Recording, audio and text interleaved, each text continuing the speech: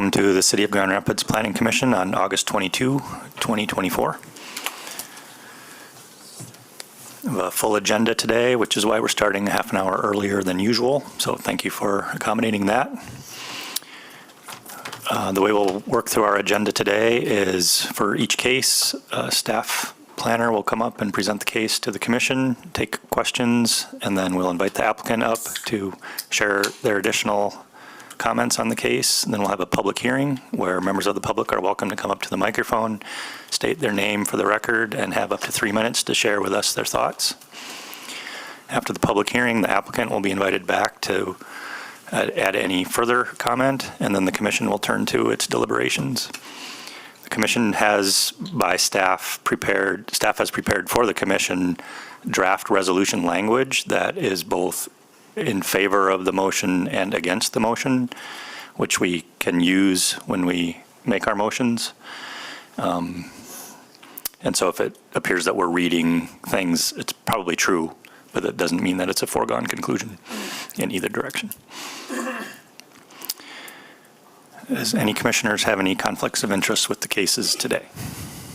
I do. Or I might. I probably do. My employer, Pure Architects, is the architect of record for 235 Wealthy and 320 Jefferson.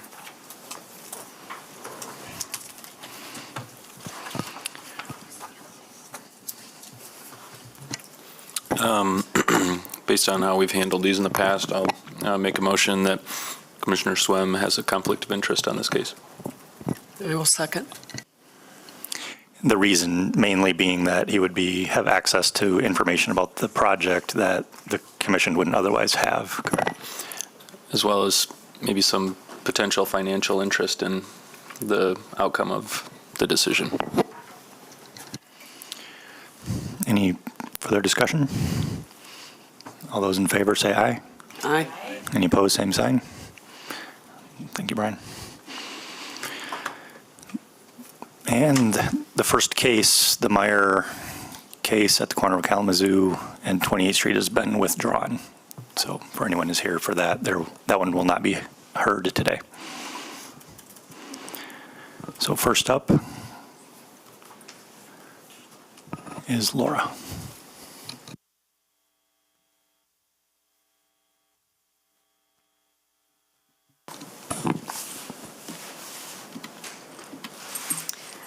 The first case before you today is a request for a new pedestrian bridge to be constructed to connect two buildings across Wealthy Street. There are 3 properties included in this request. 220 Wealthy Street is on the south side of Wealthy, and 235 Wealthy Street and 320 Jefferson Street are on the north side. This is the zone district in this area is city center and traditional city center. It's to the north is the Mary Free Bed and Trinity Health properties, and to the east, about a block to the east, is the edge of the Heritage Hill Association. There's a school directly to the east. The subject property, 220 Wealthy, is currently a surface parking lot for Mary Free Bed. There is the proposed bridge will connect a new 3-story children's rehabilitation hospital that has just started construction on the south side of Wealthy Street, and the bridge will run from the 3rd story of that building to the 3rd floor of the existing patient wing at the building on Jefferson Street. This is an overview of the Mary Free Bed campus and the buildings associated. And this image shows the new building that is currently under construction. So before you today, you'll see the new building in the plans. The building isn't part of today's consideration. It is, that building can be built by right without any special approvals. And so before you is consideration for the pedestrian bridge. A pedestrian bridge is a special land use to consider potential impacts on the visibility for vehicle traffic, the disruption of the urban street wall, and any impact on reduced pedestrian activity at the street level. At the same time, the pedestrian bridge can become an amenity for the buildings and reduce vehicle traffic. This image shows the location, the site plan of the proposed bridge. As you can see, most of it will be in the public right-of-way. There are supporting posts at each building on both sides of Wealthy Street, additional supporting posts on the north side of Wealthy Street, 10 feet north of the right-of-way at Wealthy Street, and then the bridge runs approximately 225 linear feet from the south to the north, and then there's supporting posts under the structure where it turns west to connect to the existing building. There's landscaping proposed at the base of all the supporting posts. Here are some renderings that show images of what the bridge is proposed to look like. The materials, it will be a steel truss structure with aluminum storefront windows and finished with architectural insulated panels.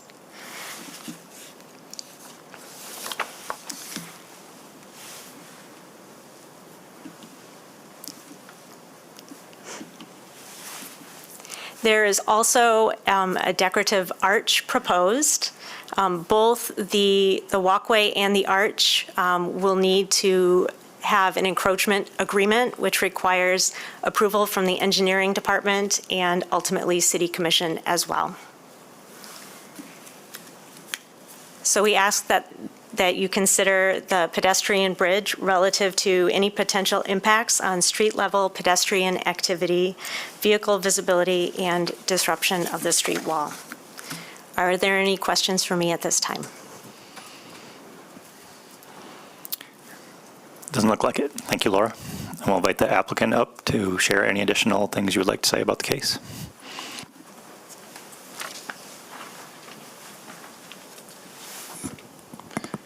Thank you so much, Laura. I think you did a great job introducing and describing the project. I really don't have a whole lot more to add, but obviously we're happy to answer any questions. Do you mind stating your name for the record? Oh, I'm sorry, Phil Lysingo with Pure Architects. Any questions for the applicant? Just a couple. Is the arch is purely decorative? That is correct. Okay. On the sheet, on the A105 sheet, it appears to show that arch inside the southerly right-of-way. Maybe not southerly, Mike's, but one side, but then most of the drawings do not. Can you just confirm? Sure. What sheet? I'm sorry. Were you? The A105 that has the cross-section of the pathway, or I'm sorry, yes, this sheet. So, Yes. and that, the lower, that shows that archway inside that right-of-way support. Yep, right here. Yep. These right-of-way lines are not accurate.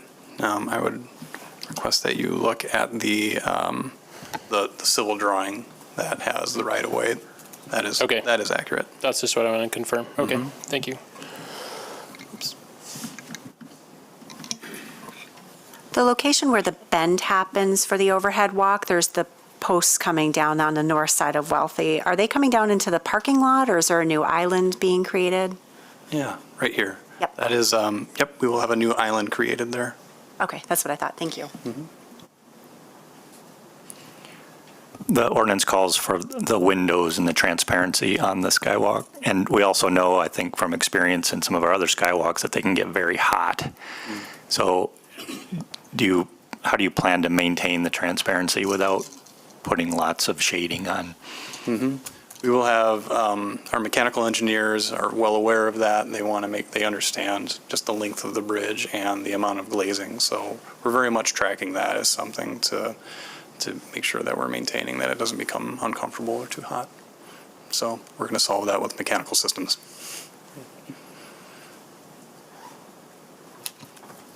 Anything else for the applicant?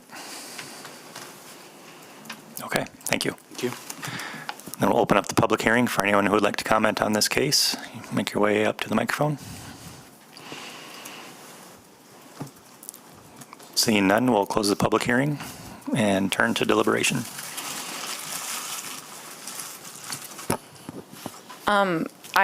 I think this is completely appropriate based on the considerations we have. I know the building itself is not on our agenda today, but the construction of that building will add to the urban street wall, and so that won't be negatively impacted by this pedestrian bridge. I also, based on what the use of it, it seems like it's mostly going to be internal kind of hospital traffic, so I don't anticipate negative general pedestrian effects on the pedestrian activity generally, and plenty of clearance too, so I don't, vehicle traffic won't be negatively impacted either, as far as I'm concerned. Right, that's what I mean, yeah, so, right. It won't detract from other pedestrian activity along the street. So I'm in support. I agree. I think additionally, this enables safety, but also the growth of the Mary Free Bed campus to include a whole children's wing, which is quite an asset to our community, not only in the services it provides, but the jobs. And it replaces a parking lot, which I always like to think is an opportunity, so I'm in support of it as well. Happy to make a motion unless there are other things we need to discuss. Okay. Now therefore be it resolved that the Planning Commission approves a special land use and site plan review request of Mary Free Bed Rehabilitation Hospital for a pedestrian bridge to connect a future 3-story building at 220 Wealthy Street to the existing patient tower at 320 Jefferson Avenue Southeast for the following reasons. The proposed use will be consistent with the purpose and intent of the master plan and zoning ordinance, including the zone district, because the proposed use will support balanced transportation objective 5 in the 2002 community master plan by encouraging efficient use of existing parking to support business operations and improve walkability, balance through traffic and commuter needs with the need for a quality pedestrian environment. The proposed use will meet the site plan review standards of section 5.12.8.e because the proposed walkway will have minimal impact on public facilities, vehicle or bicycle circulation, and the normal and orderly development or improvement of surrounding property.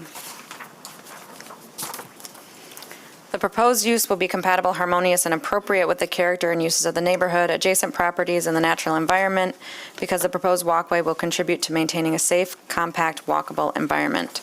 Potentially adverse effects arising from the proposed use will be minimized because the walkway will provide a safe and efficient pedestrian connection to facilitate operations between buildings. The proposed use will not be detrimental, hazardous, or disturbing to existing or future uses or to the public welfare because excessive noise, glare, odor, or visual clutter are not anticipated. The proposed use will not adversely affect the walkability of the neighborhood, impair pedestrian circulation patterns, disrupt the continuity of the urban street wall, or hinder the creation of a pedestrian-oriented environment because the proposed bridge will allow for interdepartmental coordination between buildings without additional vehicular traffic across Wealthy Street and will not detract from general pedestrian activity. The proposed use will safeguard the health, safety, and general welfare of the public because no additional burden is expected with the establishment of this use.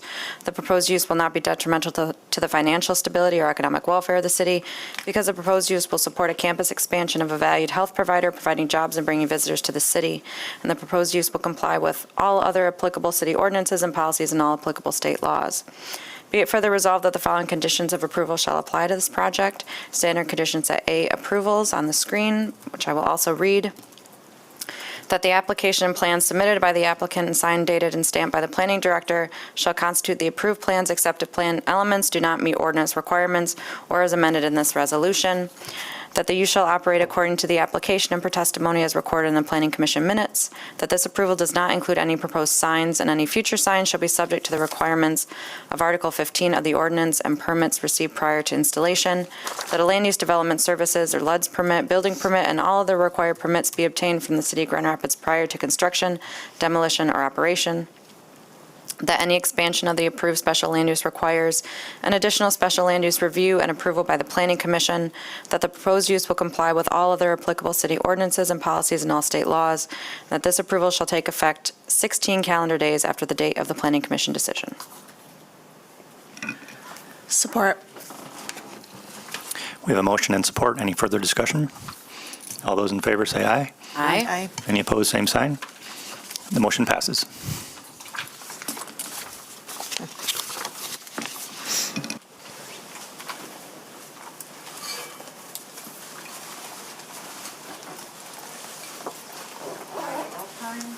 Oh, hi there.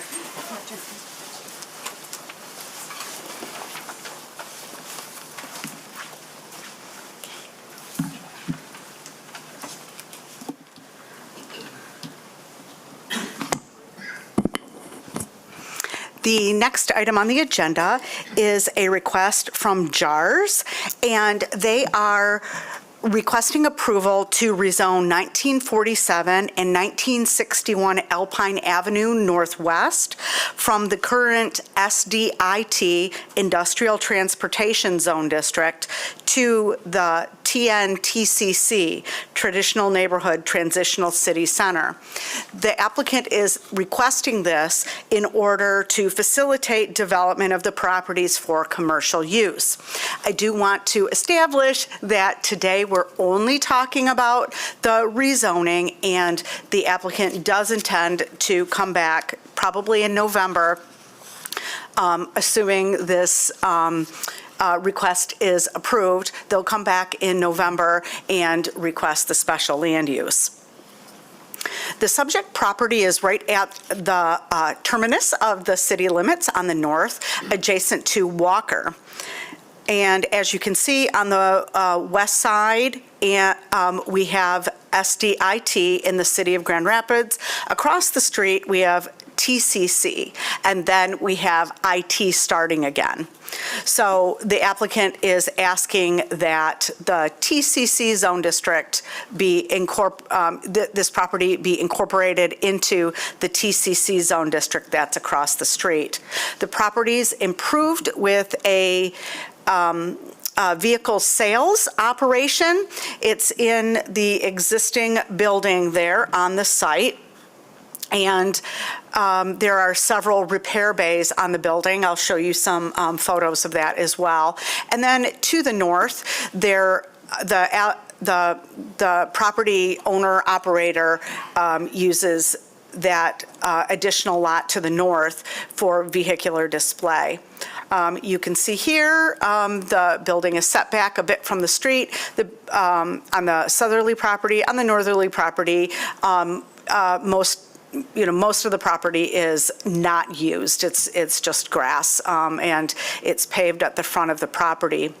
The applicant has included a plan of what would be proposed if the rezoning is approved, and as well as the special land use for their use. They operate a cannabis retailer at 1861? 1815 Alpine to the south. Here's an aerial photo of the subject property. I do want to mention that there is a grade change of about 3 or 4 feet between these two properties, and which may have contributed to the property not being fully developed for industrial uses.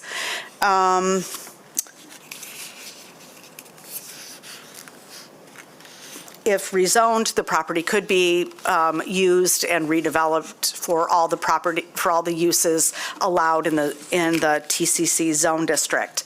We have received a letter of support from the West Grand Neighborhood Organization. They expressed support for the for the proposed future use of this property as the cannabis retailer, although I do want to mention that, or reiterate that today we're really only talking, we are only talking about the rezoning.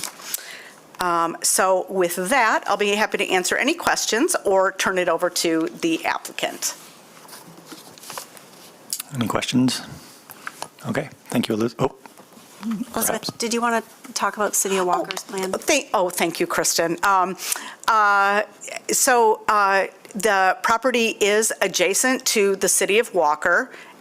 You can see that better here. And the City of Walker has recently completed a plan for Alpine.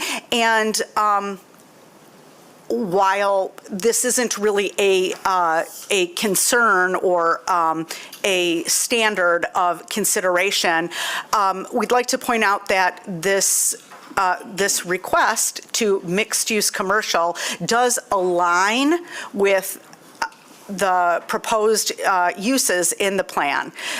What they really want to see in Walker is more of this area turning into mixed use.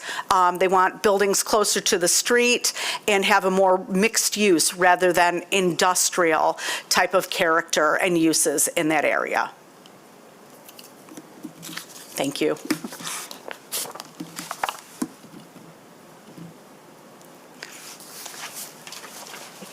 All those photos and everything are in here, and you can just advance. Okay. And go back. All right. Hi, Lisa Dottie with JARS. I apologize, my attorney was supposed to be here. He got caught up in traffic on the way from Detroit. So yeah, this is for the rezoning. If you're familiar with our current site, it is very busy. It's a very successful store. We only have 15 parking spaces at that location. And per shift, we have 2 shifts during the week, 10 to 12 employees per shift. During the weekend, we have 15 to 20 employees per shift. So we are leasing spaces from neighboring properties. And also with current restrictions and buffer restrictions within our industry, there really weren't a lot of properties for us to move into. We had to stay within our own buffer zone. So this property, it kind of aligns with the TCC zoning across the street, as well as that natural separation with the railway and Panel Street. So I don't know if you have any other questions for me. Lisa Dottie. Any other questions for the applicant? Isn't it true that you also expanded your current parking lot, or reconfigured it? Yeah. To try to get more out of it? Yeah, from the original, we were originally only at 1815. And I think there was maybe 10 spots there. And then we combined the 2 properties of 1815, 1825 to add that additional 15 parking spaces that were allowed with the setback requirements. Anything you'd like to add from your agent? I'm sorry, everybody. Thank you for having me today. My name is Joey Kedgwam, appearing on behalf of JARS Holdings in regard to this relocation application.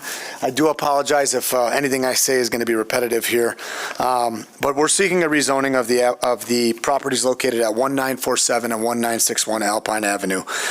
Currently, they're zoned SDIT, Special District Industrial Transportation, and we're hoping to have them rezoned to a TNTCC, Traditional Neighborhood Transitional City Center designation. The applications are before you, and I assume that you all have had an opportunity to review them. The ultimate end goal for this project is to relocate the existing JARS cannabis facility that's just a stone's throw away from these current properties, where we renovated, rebuilt, and really revitalized that particular building at 1815 Alpine Avenue. The problem with that particular property is, the truth is, we're just at capacity at that particular site. We're running into an issue where we don't have enough parking there. Traffic flows become a problem, and really, it's been a very successful store, but unfortunately, at times it is detrimental to the traffic flow and to some of the other neighboring properties, particularly the residential, because of the amount of traffic we have. So what we'd like to do is, ultimately, if we can get these properties rezoned, we'd like to relocate that cannabis facility to this property. What we'd do is we'd completely retrofit the existing building that's on 1947 Alpine, which is a 3-car garage auto sales facility, and the neighboring property at 1961, which is currently like half developed, maybe a quarter developed with pavement only, that's being used for car storage and for car sales associated with the business that's on 1947. We understand that the future land use map has this area designated as industrial, and that 2004 future land use map, while I'm sure at the time, was based on some of the projections and different developments that were going on in the city. The reality is this particular area really hasn't seen a ton of revitalization and hasn't seen much investment, and really it's become an area that isn't consistent with what that future land use map entailed. What we're hoping to do is kind of spark some reinvestment, spark some life into this particular area. The property immediately across the street on Alpine is the exact same zoning designation that we're seeking in that TCC.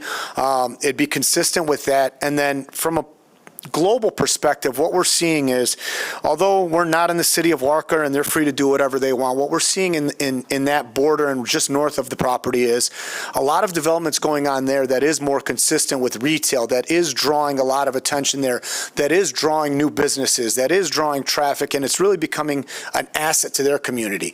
What we'd like to do is in that transitional phase where we're coming into the city of Grand Rapids on Alpine, we'd like to be able to introduce a facility that is consistent with that is bringing customers, that is a destination location, which we believe JARS is. We're currently one of the, if not the biggest retailer in the state. We have roughly 23 doors right now. 23 doors right now. We're already operating in Grand Rapids. I think we've done a pretty good job of integrating into the community, and what we'd like to see is to put ourselves in a position where we can contribute to the local economy and do it in a way that's not impacting other properties. And what this relocation will do is it will put us away from those neighbors, or those rooftop neighbors, I should say. It'll put us away from residences, and it'll put us in a position where we can make this property fully developed, recognize its full, potential, because we will utilize the entire property. We'll upgrade it with new landscaping. We'd bring it up to today's standards in terms of all of the construction requirements. The entire building will be retrofit, and worth noting is that although the future use, designates this as industrial, the use today really isn't a traditional industrial use. It's a used car garage. It's a used car sales facility. It's got a couple of garages on there that do some service, but it's really not consistent with the traditional idea behind an industrial use. And in terms of just the other neighboring properties that I have talked about and kind of sparking some investment in this particular area, I did send in a correspondence yesterday, which seems to be my theme for the week. I'm late on everything. I don't know if you've had a chance to look at it or not, but there's a map that's attached as Exhibit C. If you take a look at that map. You are able to advance. Oh, I can do this. Look at that. All right. So if you look at this map, and I tried to just display buildings, anything that you see in black on this map right now. The red dot is obviously where we're located, or where we're hoping to be located and rezone. Anything that's a black dot right now is a combination of vacant, non-conforming, and just, being frank, blight a lot of the time when you're talking about anywhere of those black dots. And one of the more critical takeaways from this is if you look at everything that's south of that Nason Street and where that Ann Street connects, that's where that cutoff is between us and the city of Walker. Now, if you go north into Walker, you see all those green dots. Those represent new developments. Those represent retail properties. Those represent properties that have been invested in either ground up or completely renovated, and the vast majority of them represent retail facilities that would be consistent with what we're hoping to do on these particular properties. Just from an overall perspective, again, I know City of Walker is a completely separate and distinct municipality, but I think for the sake of consistency, this would help everything in terms of what we're introducing into Grand Rapids and what is the first few buildings that you'd see, and what we hope would spark some investment in and around these particular properties. Now, to give you an idea of the, so this is our current look. Oh, I think I messed that up. Hold on. Where am I going here? This way? Back? All right, let's see. Thank you for your patience. I appreciate it, everybody. So just to give you an idea, this is our current facility. It's only 1,100 square feet. It's got all that parking to the right. It's got some parking in the back, but you'll see that footprint is very small for a JARS Cannabis, much less any other retail facility. It's only about 1,100 square feet. What we would do, and just a kind of byproduct of our potential plan is, this newly renovated building would be open for any other new business to come in and occupy that, and that would kind of be an added benefit to the proposed plan. So in this map, in addition, I just want to go back to it. The red dot at the top that you see at Alpine and Ann, there was one more I had. That one right there. You'll see the difference in distance right there. That red line represents the proposed relocation and the current location. It's just a couple blocks away. But the positive impact that this relocation will have on the entire area would be huge. You'll see that the new proposed location has no residential properties behind it like the existing does. You'll see that it's segregated by that railroad track that offers, kind of a natural buffer of sorts. And it would really be a more functional space for our particular facility to be located. All of that green space north of where it says B&D Auto would be converted into parking space and flat top for us to be able to have consistent traffic, something that's more fluid and functional for the area overall. So that's really what we're looking to do. In terms of the actual standards for rezoning, I think we check all the boxes, and the application that Lisa submitted is pretty accurate in what we're trying to do here. In terms of the standards themselves, the master plan and the zoning ordinance, I think what we're proposing to do, while not strictly in line with the letter of the law and the future land use map, is in line with what has transpired since that proposed plan was put into place 20-some years ago. And I understand that there is a proposed plan that's supposed to be coming out in the next, or maybe already introduced to the city. So there is still room to pivot a little bit on that, I think, and the flexibility of addressing this right now, I think, is appropriate, and that's why we're looking to do this right now. This project has been 2 years in the works for us. Yeah, almost 2 years in the works that we've been going back and forth, that we've been trying to establish a plan that works for the city and that's functional for us at the same time as a small business. The neighborhood impact that it would have, I've kind of already touched on that. This location would be significantly better and more beneficial for the neighbors that are in and around us and the actual rooftops that are currently experiencing some of the overflow traffic that's at the existing location. The environment, other than, expanding that current pavement, there really wouldn't be any impact on the environment. The utility usage is nominal, but the biggest thing I think that would be impacted in a positive way is the traffic flow and the availability of parking spaces for our employees and customers. And then, that's really it. That's our goal, and we hope that the information that we've been able to provide you is sufficient to, support a recommendation of approval, and if there's any other questions, I'm happy to answer them. Okay, very good. Any questions for the applicant at this time?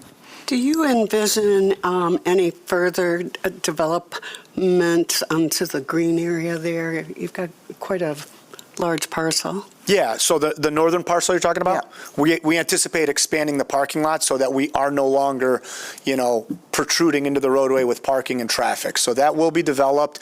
It'll feature new lights. It'll feature any landscape requirements that are required, camera systems, surveillance. That part will all be integrated into our overall plan. How about behind the parking area? Behind the parking. Well, I'm talking, are you considering that whole space there would be parking? Lisa, okay, there you go. Oh, thank you. Okay. That's what I was looking for. I wasn't sure if it was. Thank you. Oh, that will be the detention pond. In the absolute rear, I got that it. will be a detention pond. Yeah. I see it. Thank you.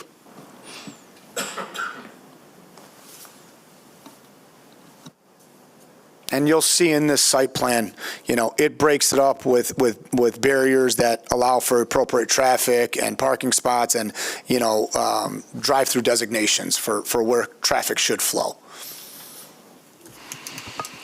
Okay, great, thank you. Thank you very much. We'll open up the public hearing for anyone who would like to comment on this case. You're welcome to do so now. Dale? No? We'll close the public hearing and turn to deliberation. So I think looking at this parcel, I know that if you don't think about the railroad tracks, it looks like it should be connected to the SDIT zone district, and it looks like we'd be zoning an island. But when you think about the elevation and the barrier that the railroad tracks are, this site is much more connected across Alpine than anything else. So it's probably appropriate for it to be zoned similarly. I would agree. I'm not typically excited about removing industrial, property, but this particular parcel, almost seems like it should just be in the city of Walker, right? And more congruent with what the city of Walker is doing up there. That it makes sense to me. I'm comfortable with it. I am too, and I also am glad that we're not considering the site plan today and that'll come back and we can have full consideration of all of that. But I agree with my fellow commissioners that this makes sense as part of the TCC's district. I agree, and I'd be willing to make a motion if there's no further discussion. I just had a couple of comments that I think might be helpful. Although the aerial image in front of you might not accurately display it, there's a lot of really exciting projects happening in this area. The 701 Ann property that came before you, I think for demolition, if I remember correctly, Profile Films is looking at a significant redevelopment, which again is a little bit across Alpine on the east side. There's also the city is looking at a fire training center, which would sort of be south and west on Pennell.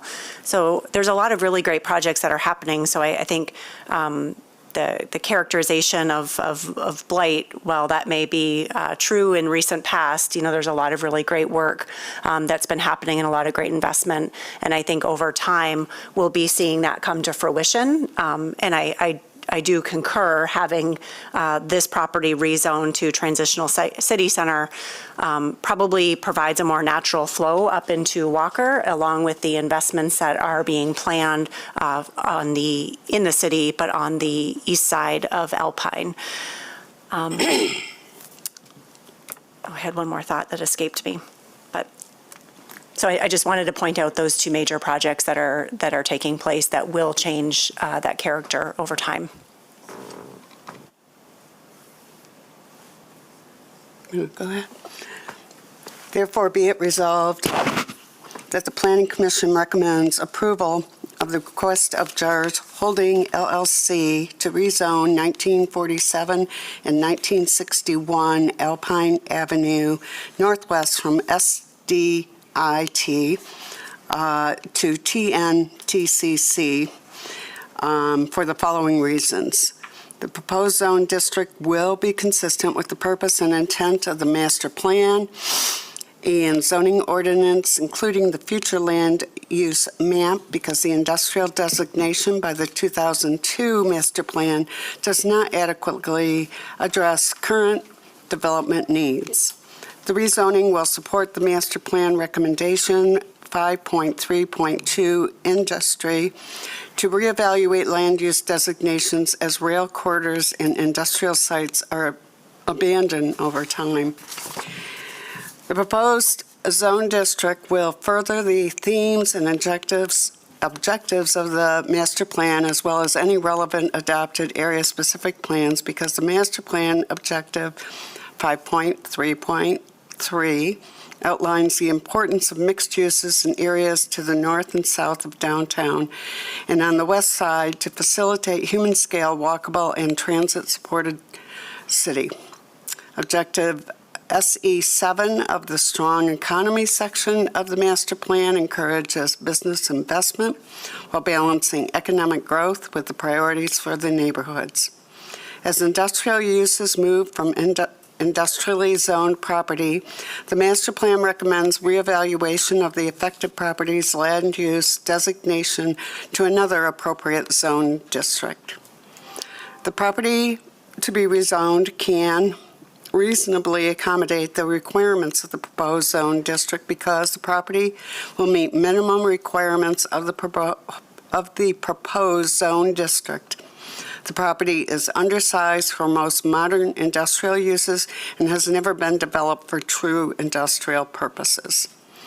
The proposed zone district designation is compatible with the existing zone districts in the neighborhood because the proposed rezoning will be harmonious with properties to the east side of Alpine, and the railroad will create a natural buffer from the SDIT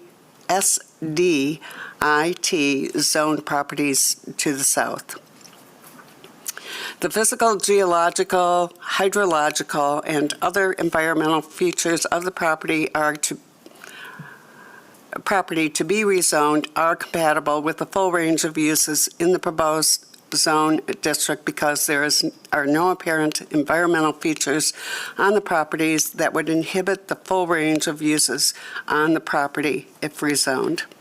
The proposed zone district of neighborhood classification will not be detrimental to the financial stability and economic welfare of the city because the proposed zone change may encourage further utilization of the property in question as well as surrounding properties.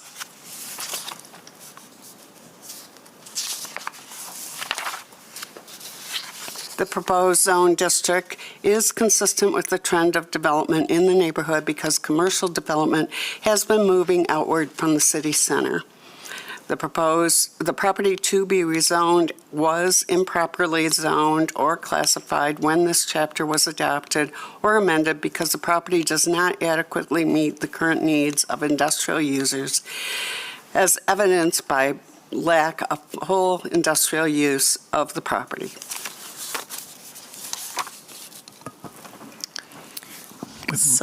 We have a motion. Is there support? Support. Any further discussion? All those in favor say aye. Aye. Any opposed, same sign. The motion passes. Thank you.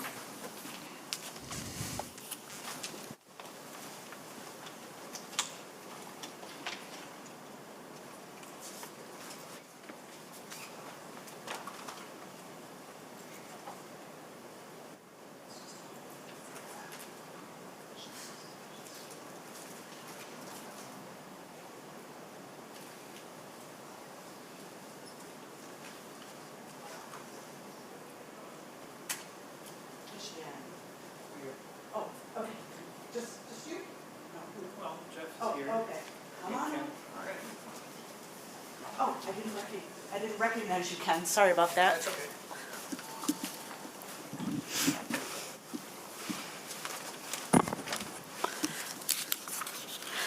The next item on the agenda is a request for special land use approval for 1503 Michigan Street. The applicant is proposing to establish a new 3-story self-storage facility in the SDIT zone district. Self-storage is a permitted use in this zone district. However, it does require a minimum of 3 acres. This property is about 2.6 acres, and because it doesn't meet all the minimum criteria, it's coming to you for special land use approval.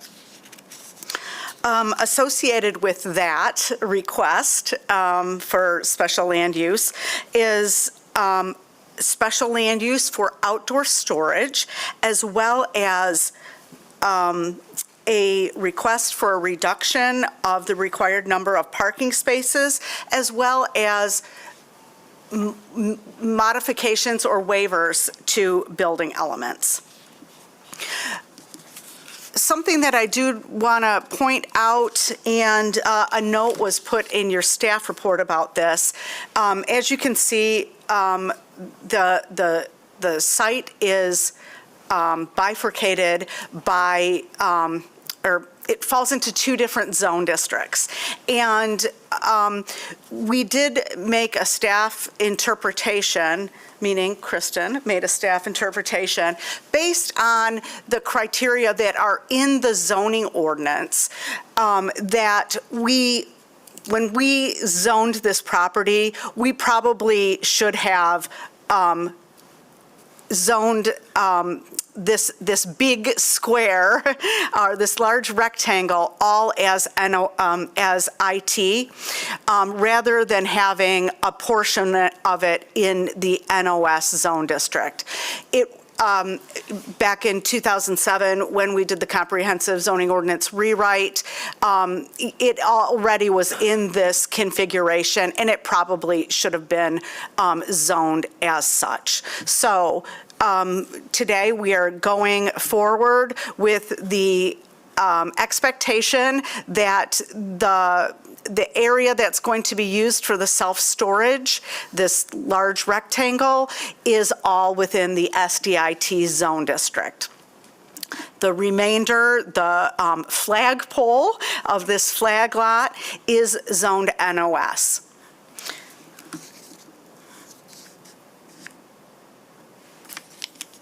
The property is currently almost all paved.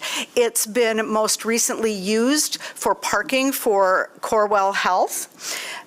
There are, I think, about 20 parking spaces in the flagpole that meets Michigan Street that is used by, or there's an easement for the use of these parking spaces for the property immediately to the east, 1515 Michigan Street.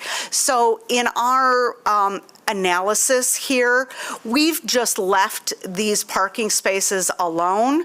And when we're talking about parking and any of the lot development, we're really only talking about the main portion of the property. There is an existing vehicle access gate, and there is a non-conforming pole sign or pylon sign on the property. It's non-conforming because the NOS zone district does not allow the pole signs. So there, in addition to the easement that we have for parking, there's also an access easement, which is shown in this dotted area, that goes to a cell tower at the back of the property.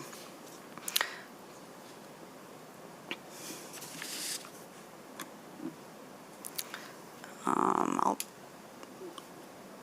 just go on to a 3-story building with a footprint of about 35,000 square feet is proposed. It will be centrally located on the property and with area all around the building for vehicular access. You'll be able to drive in and unload on that west side. There will also be direct access units on the sides of the building, as well as interior storage. There is currently, let's see, I don't know which plan I should use. There's currently a 4-foot tall decorative metal fence along the, I don't know, I guess this is the southerly lot line. And that is proposed to remain. Staff did recommend that it just stay in that configuration. And let's see, this is the old plan. I don't, this is the current plan. I don't, I'm not sure what happened here.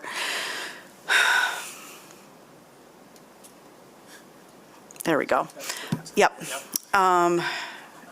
So, let's see, we want, staff had recommended that the ornamental fence stay as it is, and we asked the applicant to landscape adjacent to that fence. The standards for a self-storage does require fencing all the way around. The applicant had proposed a 6-foot fencing all the way around. We felt that this fence in its current configuration was nice with the addition of landscaping, and then they're proposing chain link fence on the other sides. So that is something that the Planning Commission should consider, whether that chain link is appropriate. Staff felt that given its location far back from the street, it may be sufficient, but that would be something that we'd ask the Planning Commission to consider. Additionally, I think staff may have not articulated it clearly, but we felt that the design of the landscaping going up the kind of the sides here should be echoed on the west side, at least from the parking area on the west or the gate to where the building starts. So we really do want to have that kind of landscape screening from the adjacent neighborhood. As you can see from this aerial photo, we have the Fulton Heights neighborhood on the south side of Michigan. The development site is, I think it's about 250 feet back from the street. It's a significant distance from the street, but some of it will be visible. So we really want to try to dress up that front with an adequate amount of landscaping. And the applicant, does seem to be of the same mind. I'd also like to point out that this area, given that it's on Michigan Street, is addressed in the Michigan Street Corridor Plan. And now I've lost my place. I think we're about here. No, Hillcrest, Fuller, yeah. About where I'm pointing on the map. And this area along the street is identified as mixed-use neighborhood service. That's what we have zoned NOS currently. And then in the back is purple, which is light manufacturing and R&D. So the plan does recommend that those uses, and I think that is consistent with the healthcare uses further west on Michigan Street. I'd also like to point out, and this has to do with the landscaping discussion I was just having, that because of this location across the street from the Fulton Heights neighborhood, the plan indicates that it's vitally important that proper screening, landscaping, building scale, site layout, and streetscape design be incorporated into any new development plans. So I'd like the Planning Commission to please keep that in mind while you're considering this application.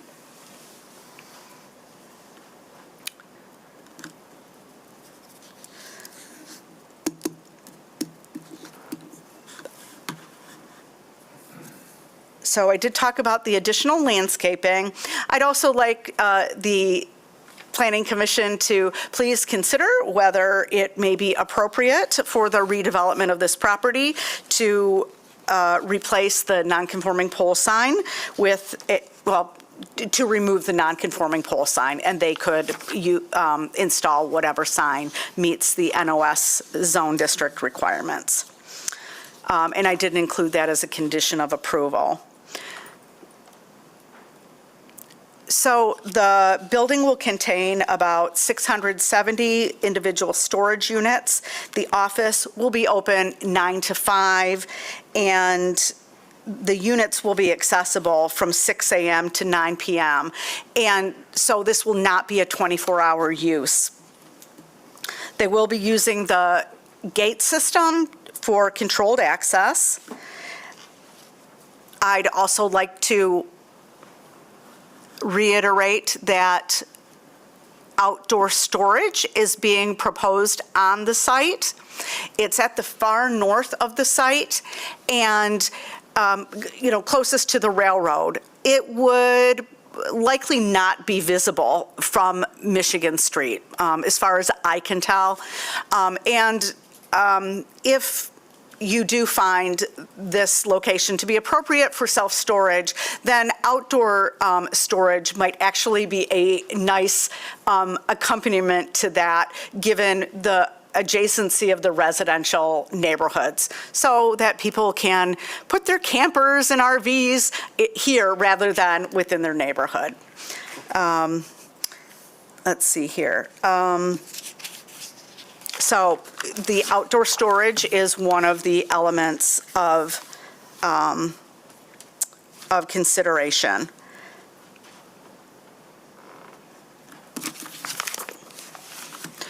Onto the building elements. Just the other day, we received an updated plan.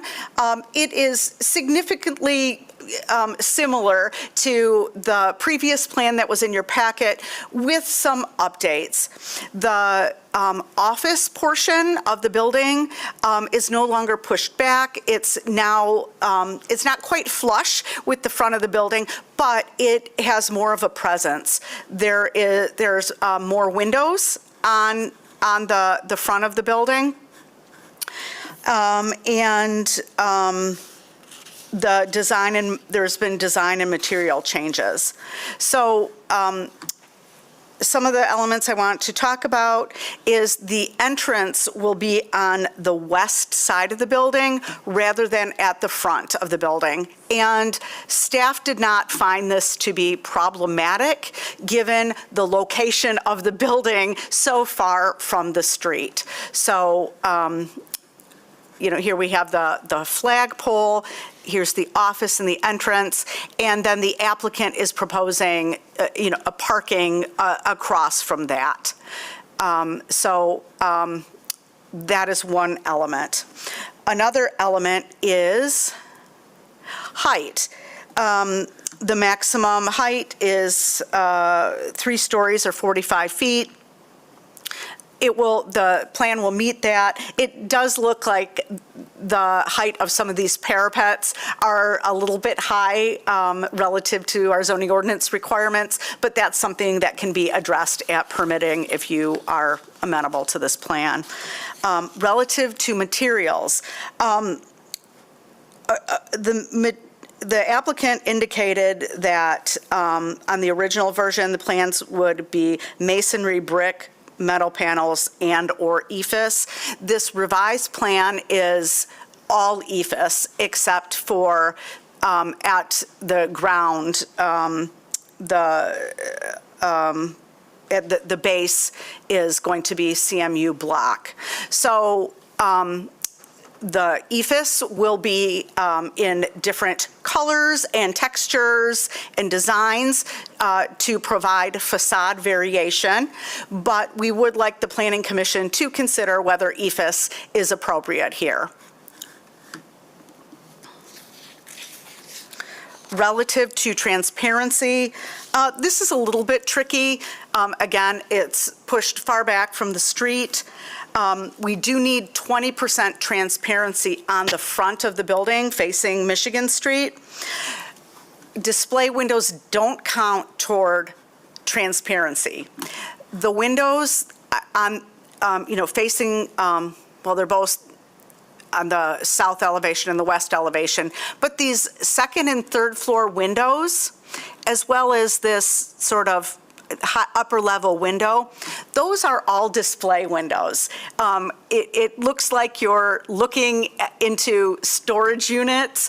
It's actually a display window, okay? And that's fine, those are fine, but they don't actually count toward transparency. So if we don't count the windows on the front of the building, we have about 8% transparency. If we do count those windows in front of the display area, we're at about 21%. And that's what we need in this zone district. So that's another element. Does that make sense? Yeah, okay. So that's another element that we'd ask you to consider, whether those display windows might make up for that lack of transparency. I would like you to keep in mind that, like, the ground floor here is not really going to be visible much from Michigan Street, although it's only, I think, a single-story building in front, but there is something in front of it. So on to parking requirements. They would need, I don't know, remember how many 103 parking spaces. We advise the applicant to not really worry so much about what the ordinance says. There will be adequate parking outside the outdoor units. There are 3 bays that folks can pull in. The applicant indicated that the proposed number of parking spaces, the 14 proposed, are adequate for their needs. So we'd rather see them invest in landscaping rather than parking. And so if they find this to be adequate, we do not find that to be problematic. We did receive letters of support from both the Northeast Citizen Action Association and the Michigan Street Corridor Authority. Do you have any questions for me? Elizabeth, we have a couple different plans in our packet, multiple landscape plans. Some show some parking on the west side, some don't, some show landscaping. I think somehow the old plans and the new plans didn't get, I don't think the old plans got deleted when I added the new plans. So what, the plans that are under consideration are the one with the office, let's see, I don't know, is there a date up here? I just can't really, is it updated or not? I'm sorry. The one with the office pulled all the way to the front of the building. So, this is the old plan? Oh, okay. That's the old plan? I have no idea how this happened. Okay. This is our new plan. So. Just keep that one up. Yeah. So, you can, right, there's, what is being proposed, there are parking spaces against the building, and they have removed the parking spaces on the west side. So that is what is being proposed. And so we have the landscaping along the south and going up the east, and we're recommending adding some landscaping on the west there. Elizabeth, is there a date that you can read on the right-hand side there? This says August 1. August 1. Okay. Sheet C201 dated August 1, 2024. So it'd be C20, oops. It'd be, come on.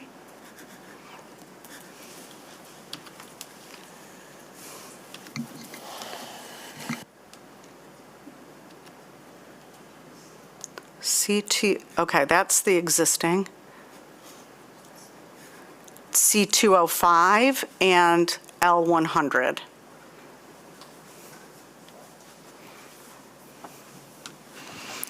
Any other questions for Elizabeth?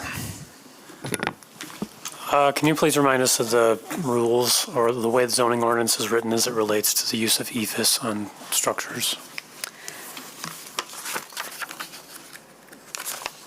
In the industrial zone district, the ordinance says, All walls exposed to public view from the street or an adjacent residential area shall be constructed of not less than 25% brick, face brick, stone, or cast stone. High-quality materials on other exposed exterior surfaces, such as brick, stone, wood, or stucco, are encouraged. These requirements may be reduced or waived by the Planning Commission in accordance with special land use procedures. In other words, in the IT district, we've got greater flexibility than the commercial zone district, for example. So the Planning Commission may consider the use of EFS. I think part of the narrative is that it is, although maybe visible currently from Michigan Street, it is set back quite a distance. It's not the property adjacent Michigan Street, so that might be a mitigating measure for the use of the materials being proposed. But ultimately, the Planning Commission has greater flexibility than what you have in a commercial zone district. Staff met with the applicant a couple of weeks ago to talk about the building elevations, and we didn't, at that time, we were under the impression that the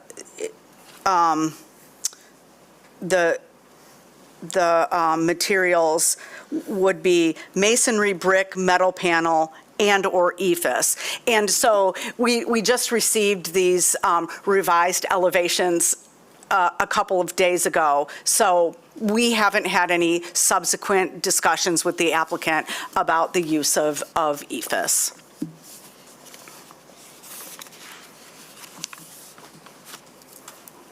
Thank you. Okay, thank you, and we'll invite the applicant up to add any additional information.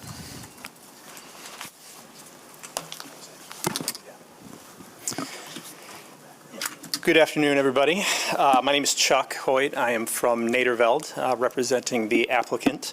Also with me here is Jeff Shull from Blue Point Equities and Ken Bailey from First Companies.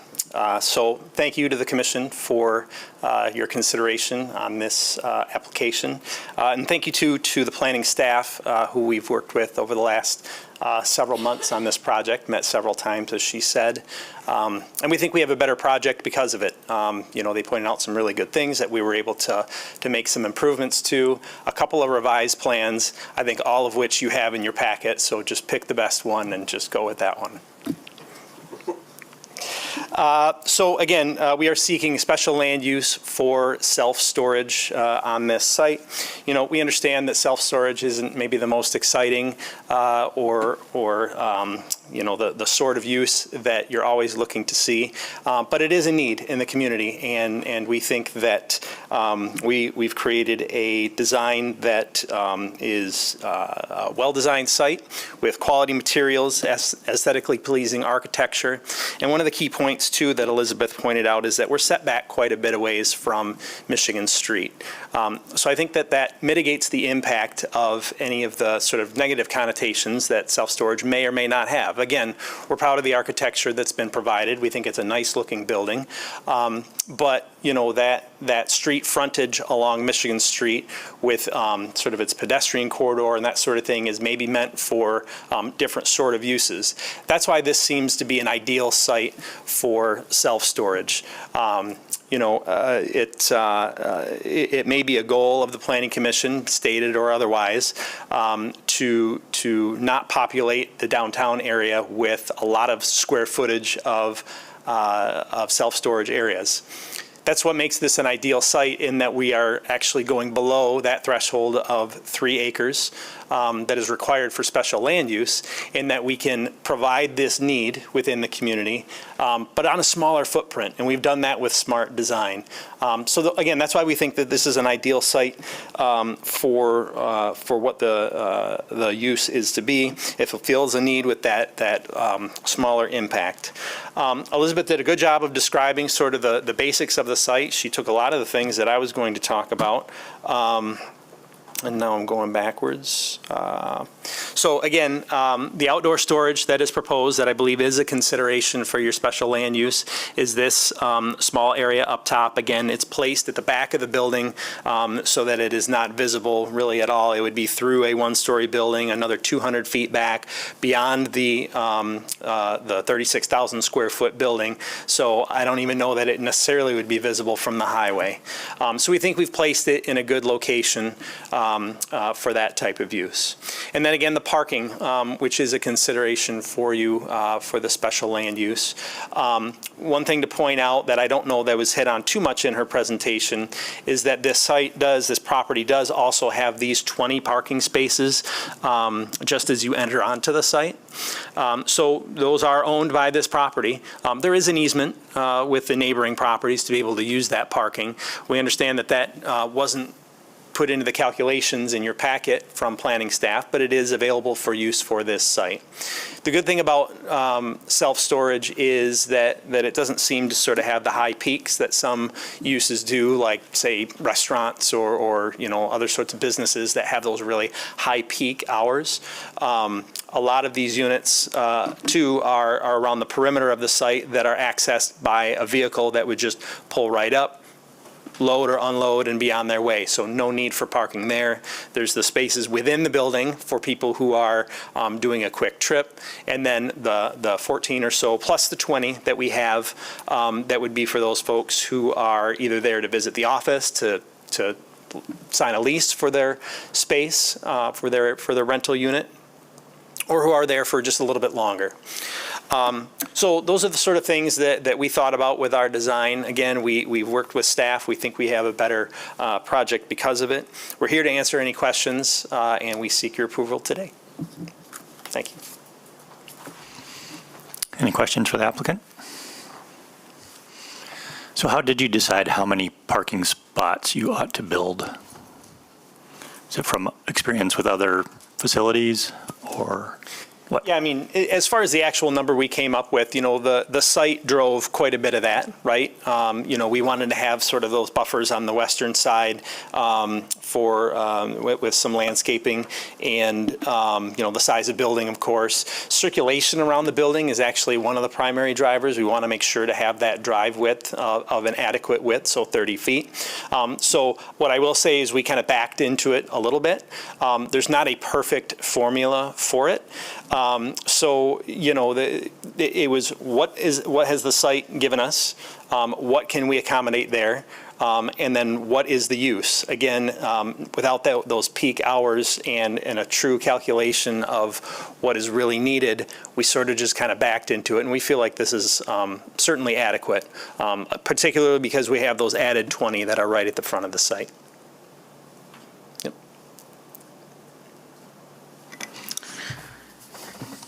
Excuse me.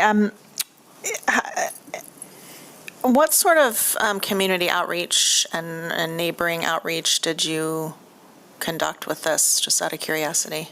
Yeah, so I know that there's discussions with the Corridor Improvement Authority, and you may have seen that letter in the packet. I think several meetings were attended with the Northeast Citizen Action Association, and they've submitted a letter in support as well.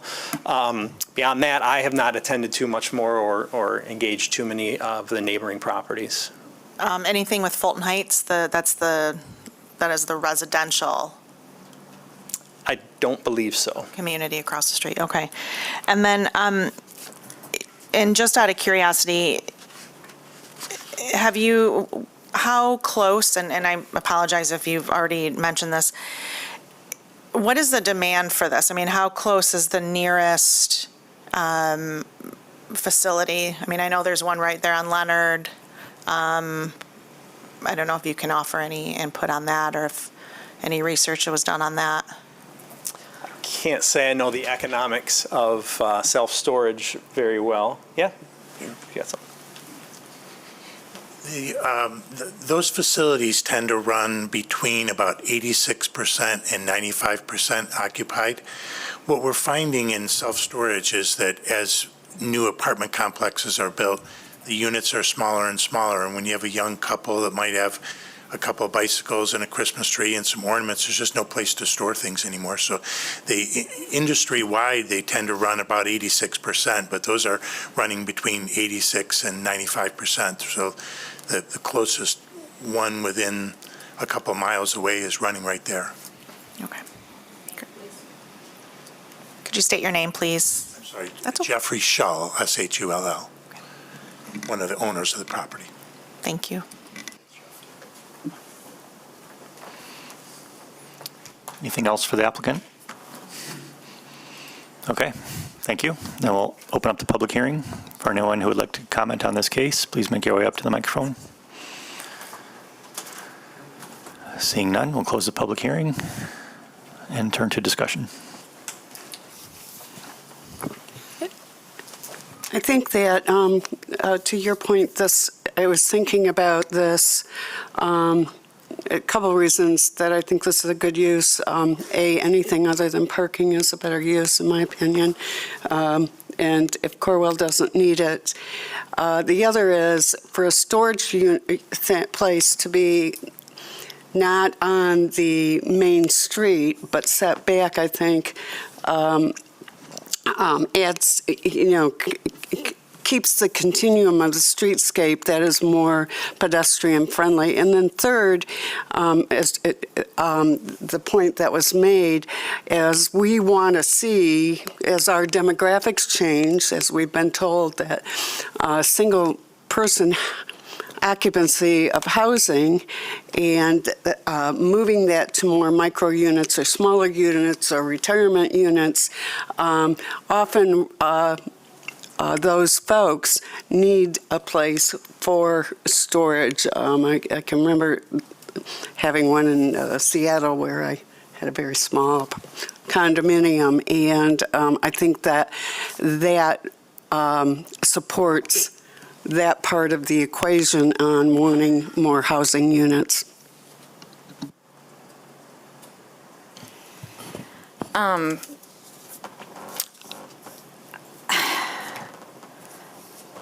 I'm concerned about this use here. Not that it'll be hazardous or detrimental, but just the appropriateness of the use here, that it can't adapt easily if it were to be abandoned, and that the Michigan Street Corridor Plan advises that R&D and light manufacturing should be here, and I think that's a higher and better use than self-storage. So yeah, I'm not in support. Yeah, I tend to agree with you.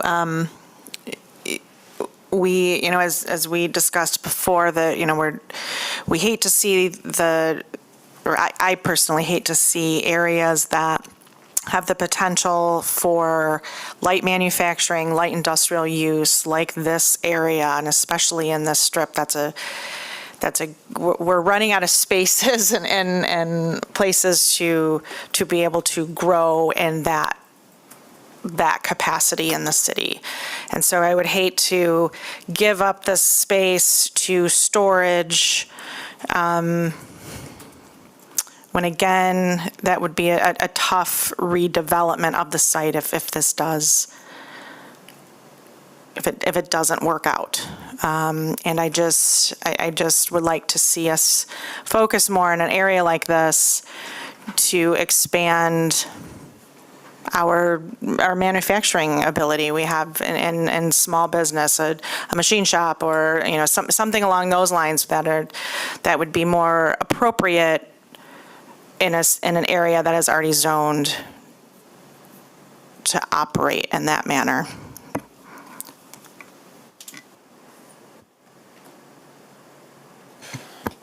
Yeah, I have some of the same reservations that have been expressed. I think the question for me is, this is a permitted use in this zone district, and we're only here because of a few minor exceptions, one of which is a 3-acre rule. And I'm wondering if maybe, Kristen, you could provide any context on why that rule might be in place and how it might affect, what we're doing here?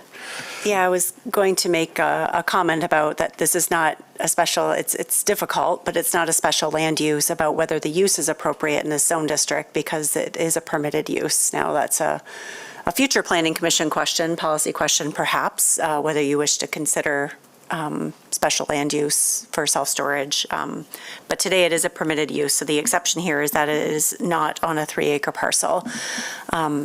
In talking with Elizabeth prior to the meeting, we think that a big part of that is as we get closer to our urban core, naturally our patterns of development, our lot sizes get significantly smaller.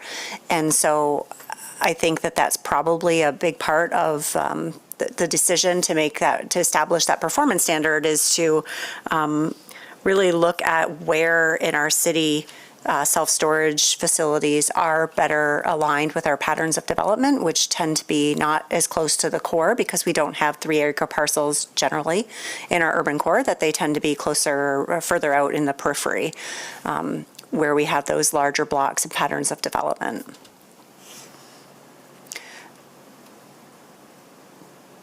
Yeah.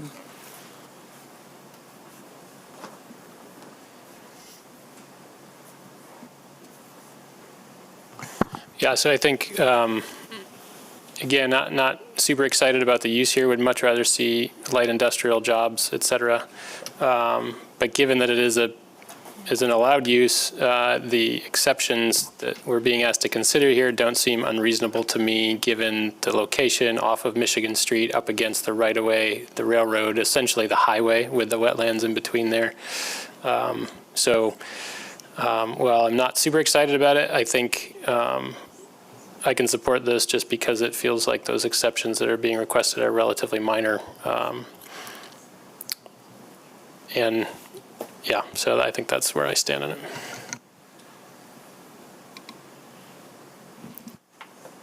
Do you know if this was ever developed beforehand, other than parking? Elizabeth or Laura, do you remember if this was ever developed prior? I'm assuming at one point it must have been, but at least since '06, it's been a, looking at the old aerial photography here. I did want to point out that, and I don't know how many parkers there are there, but this would, another benefit of it, not that I'm saying this is the most important, is it would reduce traffic on Michigan, which is getting overwhelming. Instead of parking cars or storing things, it's got to be several hundred cars that park there, I would think. On this lot, Yeah. I don't think it's being used anymore, is that correct? Or are you talking about? It stated in our packet that it's no longer used by Corwell for parking. Right.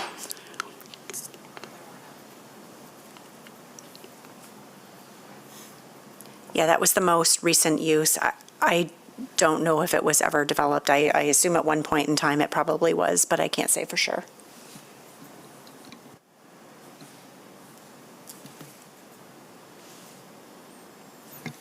So I don't know what to think anymore. So I was on board with the use because it's allowed in the zone district. But then when we heard the description about the lot size, that narrowed the focus a little bit. If the intent really was that larger lots are available on the outskirts of town and we're pushing storage uses out of the more developed areas through the use of lot size, then, that raises the use question in this location. So, Well, I think that it's still available to be a special land use as we get closer into the urban core. So it is permitted as special land use in other zone districts. But when you go to your performance standards in those cases, it really supports a desire to have the self-storage integrated as part of a mixed-use development. So if you go back to one of your considerations previously in the Sly building, for example, just south of Wealthy and Cesar Chavez, it was a special land use consideration. That's probably a poor example because of the lot size, but the point being is that it was permitted as a special land use, but the standards really encourage the integration of self-storage in the core of the city as part of a mixed-use development and not a standalone use. Okay. So in the interest of just making a decision and moving forward, I think I'm in support of it the way that it is. I agree with everybody else that if this was light industrial or producing more jobs or what we would consider a higher, better use for the site, I would like that better. But I think that this is, it is allowed in the zone district. It is what is in front of us. So I know that we're supposed to look ahead in some ways about how, planning for the city and future growth in the city, but since it's an allowed use in this zone district, everything else about it I'm fine with. Parking, even if parking is an issue on this site, it's not going to be a nuisance to anybody else because of the way the site's set up. So if they've put themselves in a place where parking doesn't work, it's not going to affect any of their neighbors. So I'm not worried about parking at all.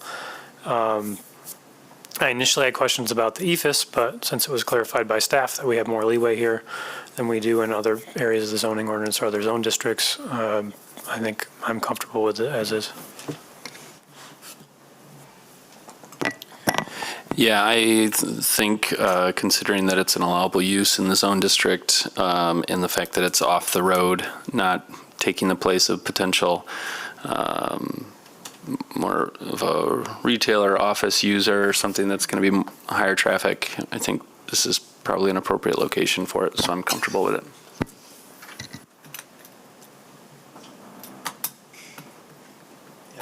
I could support as well. It is an interesting point that as we want more density within the city, that's going to lead perhaps and more affordable housing. It's probably going to lead to smaller footprints, which suggests a need for storage. Or get rid of stuff. Or both. Any further discussion, or would someone be willing to make a motion? I'll make a motion. Now therefore be it resolved that the Planning Commission approves the special land use and site plan review request of Blue Point Equities, Andrew Visser, to establish a new 3-story self-storage facility with outdoor storage at 1503 Michigan Street Northeast for the following reasons. The proposed use will be consistent with the purpose and intent of the master plan and the zoning ordinance, including the zone district. Because self-storage is a permitted use in the SDIT zone district, the use will bring an underutilized property back into productive use. As proposed, the development will balance business investment with economic growth, priorities for neighborhoods, and the quality of the built environment.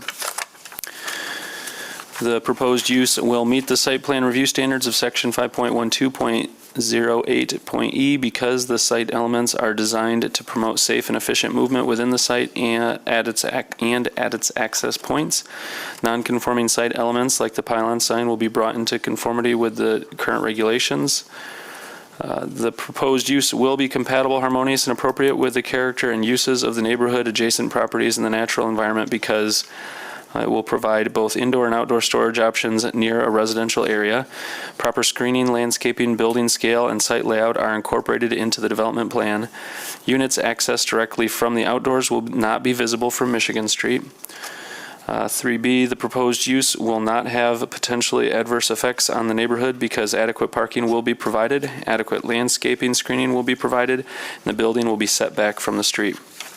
The proposed use will not be detrimental, hazardous, or disturbing to existing or future uses or to the public welfare by reason of excessive traffic, noise, or visual clutter. Because the use is not anticipated to generate a significant amount of traffic or noise, the outdoor storage area will be sufficiently screened from public view. Activity will occur far from the street, minimizing the proposed use's impact on nearby residences. The facility will not operate on a 24-hour basis. The proposed use will not be detrimental to the financial stability or economic welfare of the city because it will provide new investment in the area. It will bring an underutilized property back into productive use. The proposed use will comply with all other applicable city ordinances and policies and all applicable state laws. Be it further resolved that the following conditions of approval shall apply to this project. Standard conditions set A, approvals, will be on the screen. They're very small, but they're there. Number 2, that the non-conforming pylon sign shall be removed. Number 3, that additional landscape screening shall be planted along the west lot line from the proposed entrance gate to at least the front of the building. Number 4, that there shall be no commercial enterprise or activity operated from the storage units. Number 5, that no storage of combustible or flammable liquids or fibers or explosive or toxic materials shall be permitted. Number 6, that the building and site shall meet the requirements of Article 2 of Chapter 175, Crime Prevention through Environmental Design, SEPTED Ordinance.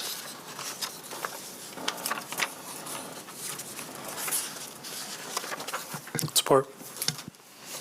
Thank you. We have a motion and support. Any further discussion? All those in favor say aye. Aye. Any opposed, same sign. Aye. The motion passes.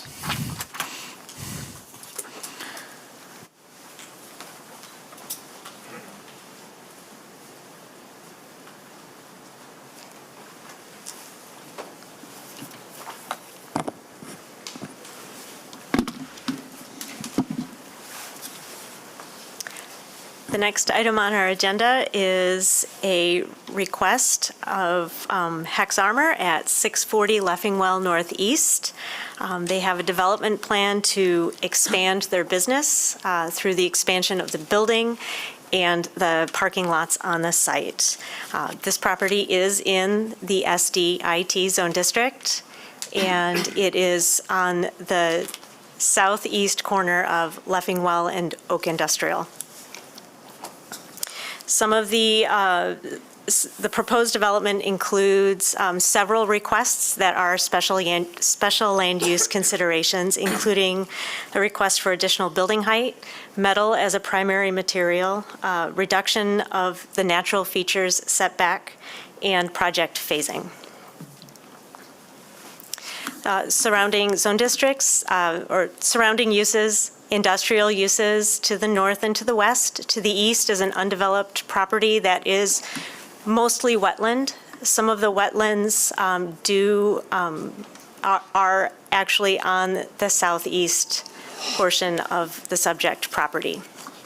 And the zone district to the south is neighborhood office services.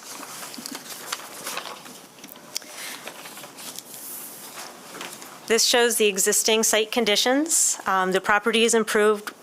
Property is just under 9 acres.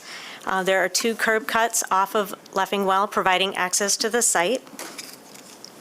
It is improved with a 51,000 square foot building and paved surface parking. The first phase of the addition will include, both phases together will be a building addition of an additional 130 square feet and the additional parking, surface parking to support the expanded use. The first phase is labeled on the plan as Phase 2 building. That would be a approximately 42,000 square foot addition on the north side of the existing building. It will keep the same building line setback along Leffingwell. And the subsequent phase would be the construction of an approximately 18,000 square foot building on the east side of the Phase 2 building. That's labeled on the plan.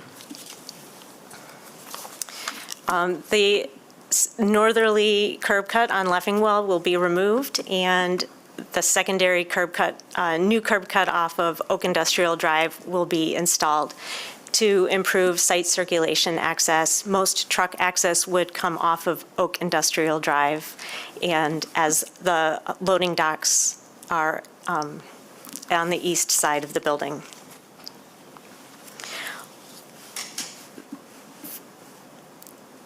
The second building phase is proposed to be set back on Leffingwell. Both buildings are proposed to be set back 25 feet from Oak Industrial, the property line at Oak Industrial Drive. The corner of this future Phase 3 building does come within up to 20 feet setback from the property line. The Planning Commission may approve the reduction of up to 5 feet of the setback to accommodate individual site conditions. As you can see on this plan, the building line remains steady along Oak Industrial Drive where the drive does curve, and it really is just this westernmost corner of the building that goes closer to Oak Industrial Drive than the proposed 25 feet on the rest of the building.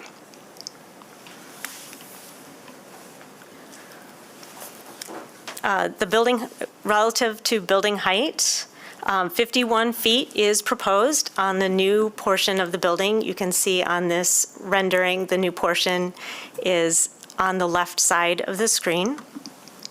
The existing building, the corners of the existing office building to the south are up to 59 feet. The existing warehouse is 42 feet high, and as mentioned, the new warehouse is proposed to be 51 feet high. The Planning Commission should consider if the proposed building height is appropriate given the existing building and the height and surrounding properties. The materials on the existing building are concrete and metal panels. The new portion of the warehouse proposed to be constructed will be clad in metal vertical siding. Metal may be used as a primary material if the Planning Commission is amenable to it. Staff would ask consideration of an 18-inch masonry base be included around the street-facing portions of the building. The Planning Commission may wish to consider that as a condition of approval if metal siding is considered appropriate as a main material for the siding. Relative to transparency, as you can see on the rendering, the southernmost portion of the building is where the offices are located. There's a significant amount of transparency on that portion of the building. And this is a view from Leffingwell, and there is a significant amount of transparency on that side of the building there as well. The existing building has approximately 22% transparency. The new building with this new warehouse portion constructed will bring that total to about 11%. As 20% is required for all street-facing sides, that does not meet the requirement. However, the applicant has mentioned due to operations that transparency really is not practical for their business operations in the warehouse. And so the Planning Commission may consider a reduction in the transparency requirement. The applicant is proposing, as you can see on this landscape plan, they are proposing additional street trees and landscaping between the building and the right-of-way on both Leffingwell and Oak Industrial. And the Planning Commission may consider if the addition of these trees and landscaping will help mitigate the lack of transparency and meet the intent of the facade variation. On the north side, along Oak Industrial, there is no transparency proposed. You can see on this rendering here. The addition of the landscaping, the street trees will also help with the facade variation, help meet the intent of the ordinance requirements for facade variation.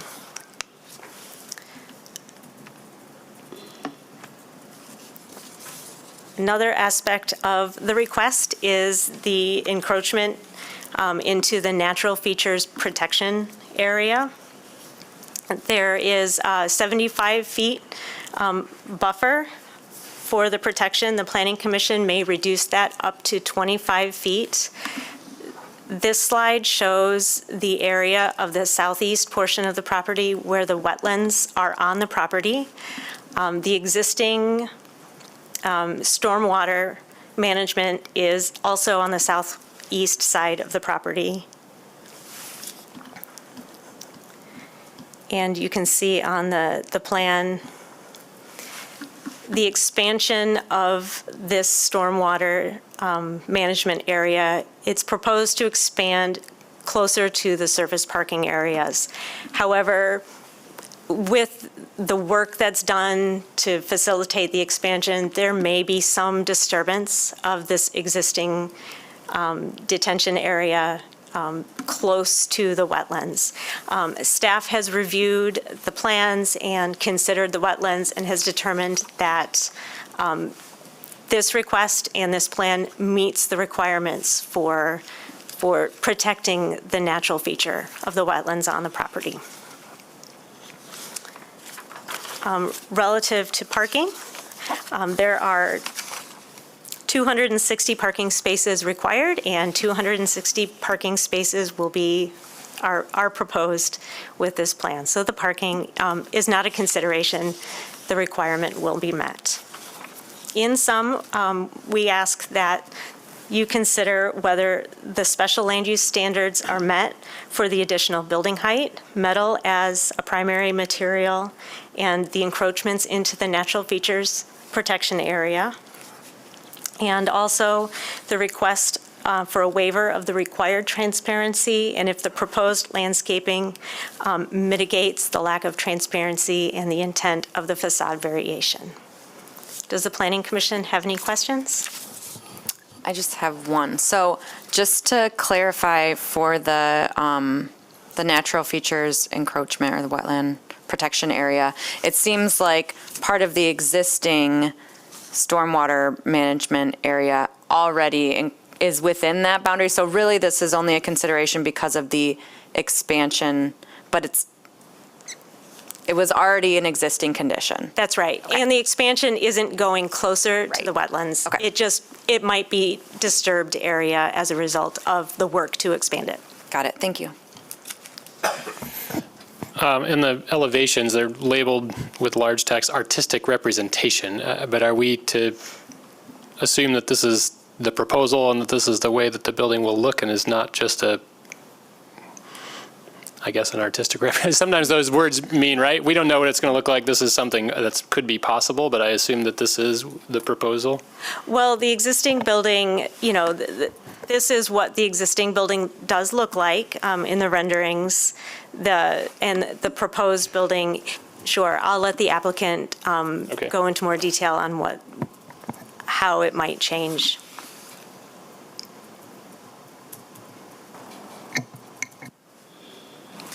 Does the city have any concern about the corner of the future phase being that close to the road in terms of traffic? Mobile GR has reviewed the plans and has requested that the applicant provide, complete a sightline study. So I would imagine that if the building is in the clear vision area of that sightline study, that we would need to consider some changes at that time. Most of the consideration for the sightline study is closer to where the drive is proposed on Oak Industrial, and that once that study is done, any landscaping in those clear vision triangles would be no higher than 30 inches.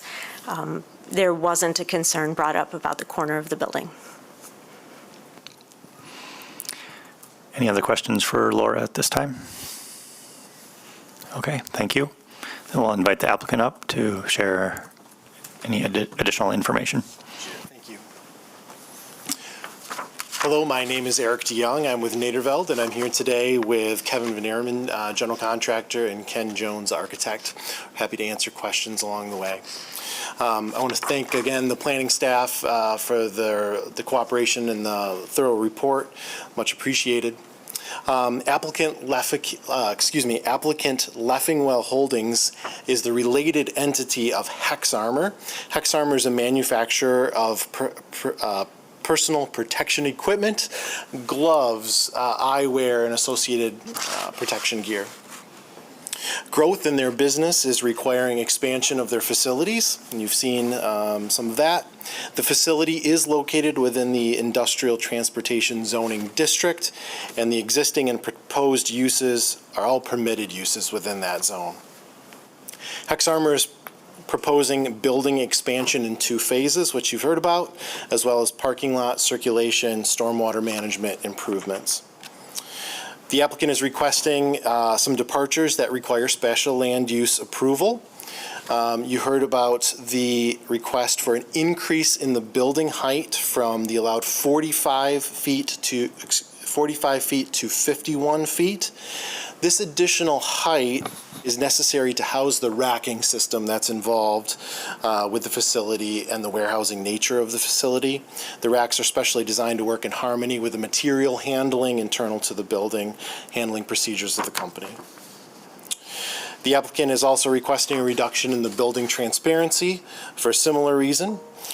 Due to the warehousing nature of the portions of the addition, use and safety considerations make the required amount of transparency somewhat make it impractical. However, enhanced landscaping is proposed to soften the building and to create an attractive streetscape on Oak Industrial. You've seen the landscape plan. Additional plantings are proposed in this area to, again, soften that building. Oak Industrial Drive is just that, of an industrial use. However, we still want to create a streetscape that's attractive and frames the building well. Finally, you heard about the natural features protection. There are some wetlands on site. You saw the report from Bar Environmental. The flag line here indicates the actual boundaries of the wetland. This line here represents a 25-foot, a 25-foot protection area. No work is to be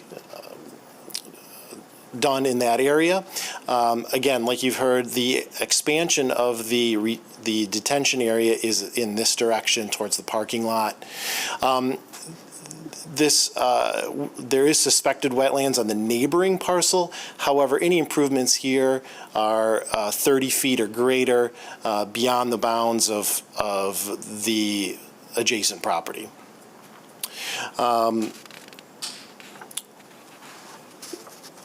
So the natural features is we are well beyond the protected area that could be specified for this area.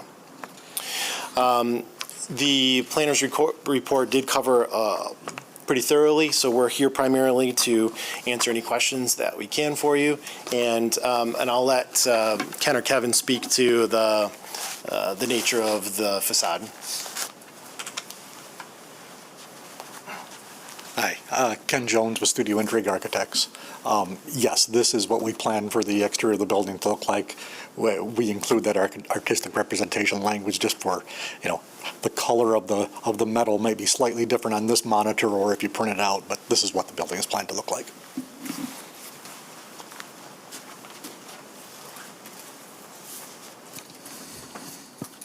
Any questions for the applicant at this time? Sorry. Go ahead. No, go. As far as sorry, I'm trying to articulate what I'm thinking here. For exterior storage of any materials, whether it's waste materials from production or staging for waste disposal, how will you manage that as far as the wetland impact, the potential wetland or stormwater? Is that going to be done on a different side of the property? There is really no interface between the two whatsoever. All waste and would be handled internal to the building. In fact, we considered a dumpster enclosure, that kind of thing. The nature of their operations, all waste is handled internal to the building. Okay, great. That's correct. Okay, thank you. Thank you. I have a question about how many jobs this will add.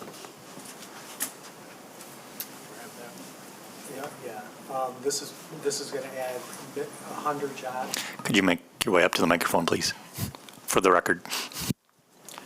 My name is Tom Nakfor. I'm Chief Operating Officer for Hexarmor.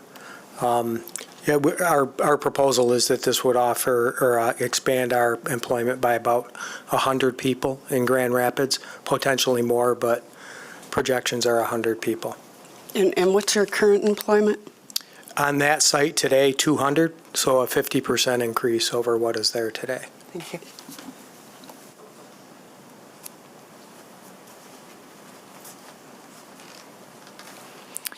Anything else?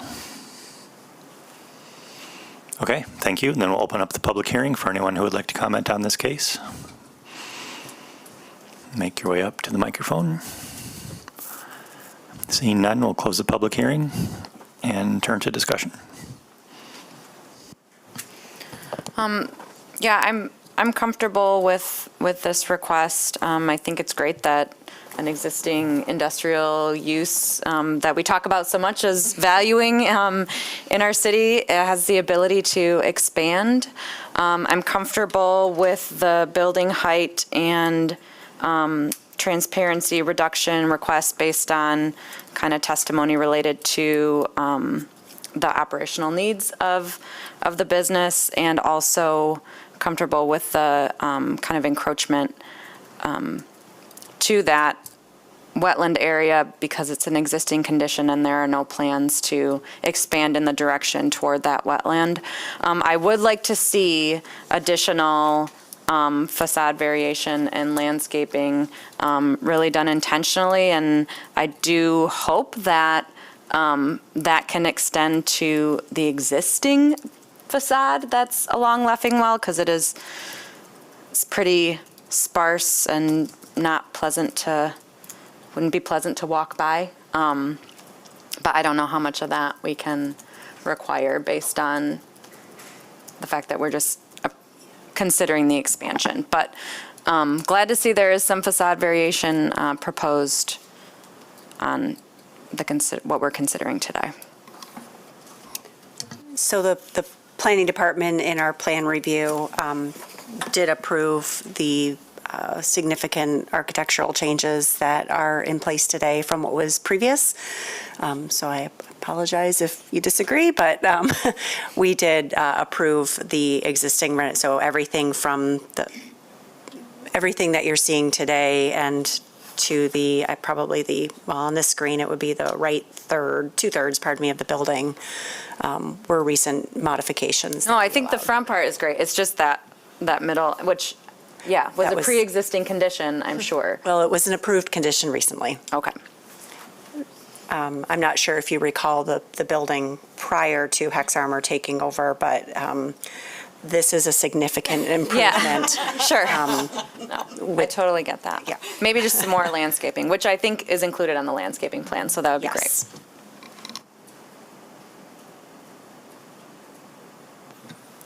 I'm comfortable with the application as it's proposed. Normally, I would really dig into the importance of transparency and maybe facade variation. Certainly, that's the intent of the zoning ordinance, is for walkability. But because of all of the barriers around this site and the fact that most of the other sites in this zone district in this area don't even have sidewalks, there's really nowhere for people to come from or anywhere for them to go. So walkability in this neighborhood and this section of this zone district, while it would be welcome, I think that there's enough natural barriers in place that I think it's an appropriate response in this area. I do think the plan also says they're going to connect sidewalk from Oak Industrial to existing on Leffingwell, so their employees could at least take a walk around on their lunch, so that is good. Yeah, the plan will improve pedestrian or walkability, not to the extent that perhaps we would all like to see, and as a mitigating measure to some of the lack of transparency, for example, is the landscaping that has been added. Yeah, I would echo the previous comments. I'm comfortable with the application as submitted. I think having owned and occupied a building somewhat similar to this in a different part of town, the sidewalks were 100% used for employees to simply walk around the building during lunch breaks and such. So I think the building is generally quite attractive for the area as it exists, and I think the addition is acceptable to me, especially with the additional landscaping. Yeah, I think that sightline study along Leffingwell will be interesting as it comes out, and whether the building doesn't feel like it will, but it would just be interesting to see whether the building encroaches into that, in which case an adjustment would have to be made, but otherwise I'm comfortable with this.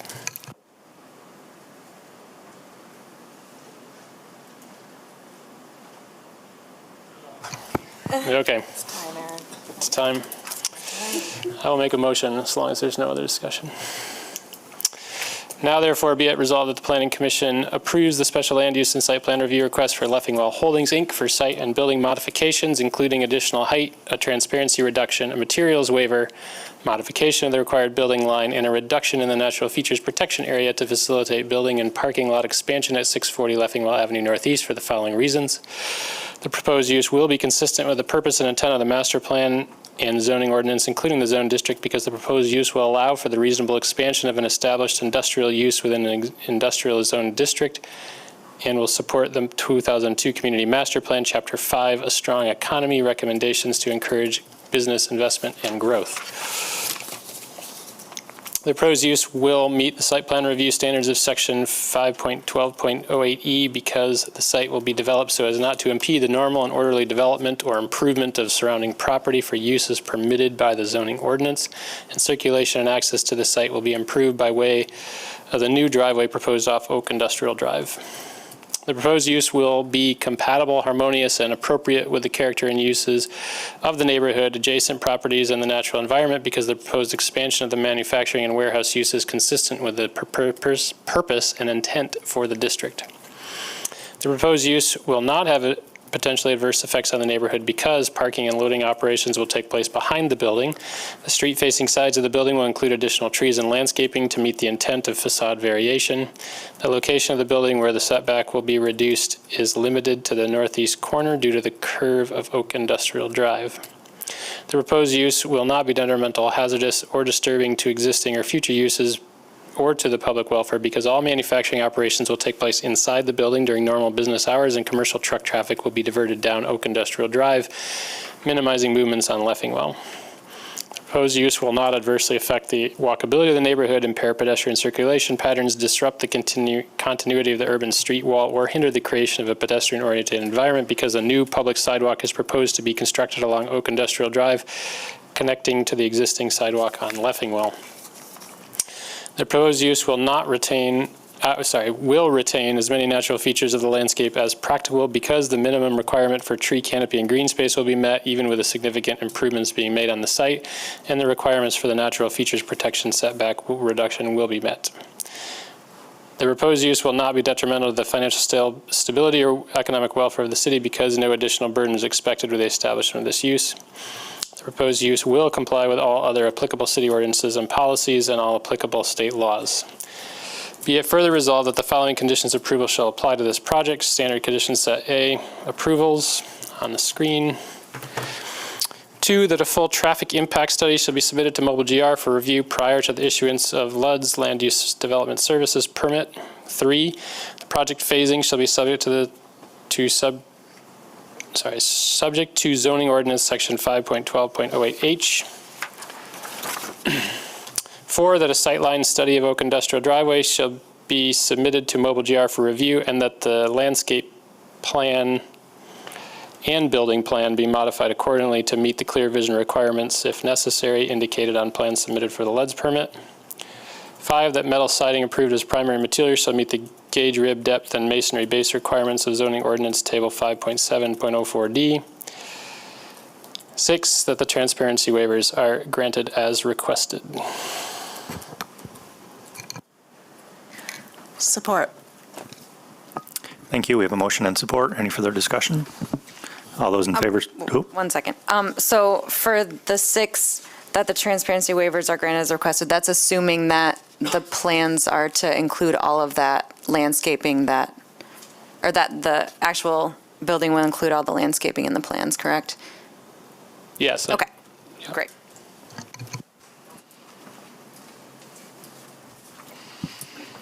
Anything else? All those in favor say aye. Aye. Any opposed, same sign. The motion carries. And then we're going to take a 5-minute break before our next case.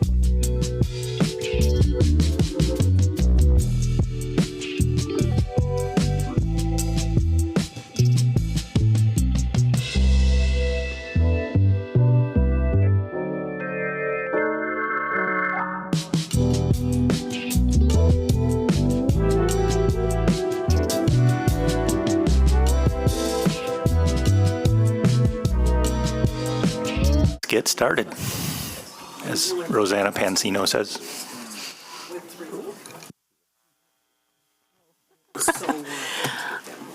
All right, Commissioners, thank you for allowing some time on today's agenda.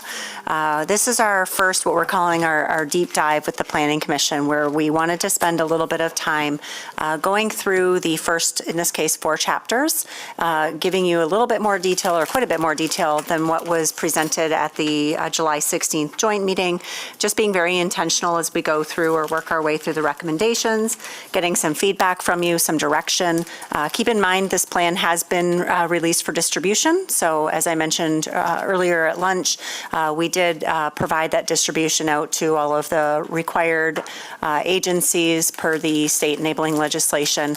And we were also, our intern Evan helped us create a list that provided a lot of our partners and stakeholders in the community. We wanted to make sure that we sent notice so that they were aware the plan was ready for review as well.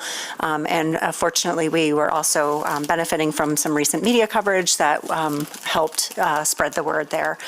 So today we will go as long or as short as you would like us to.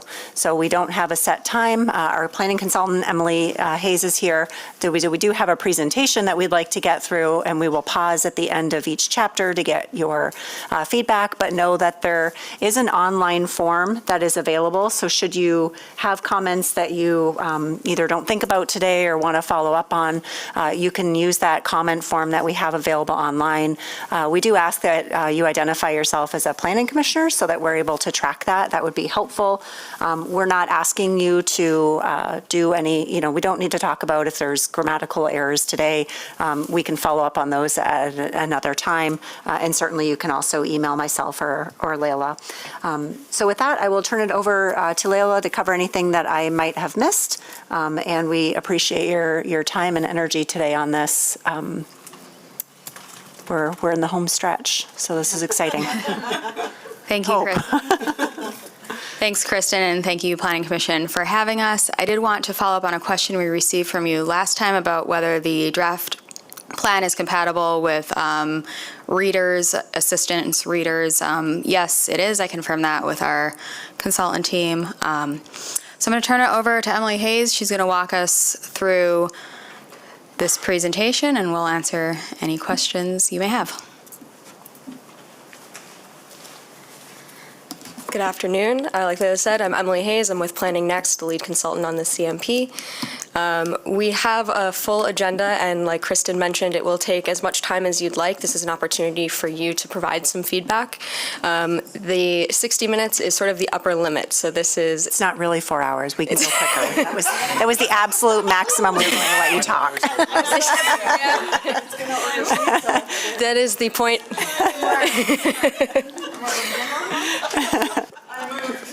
Yeah. You can consider the 60 minutes the point at which I will move us along if we are still talking about one of these chapters.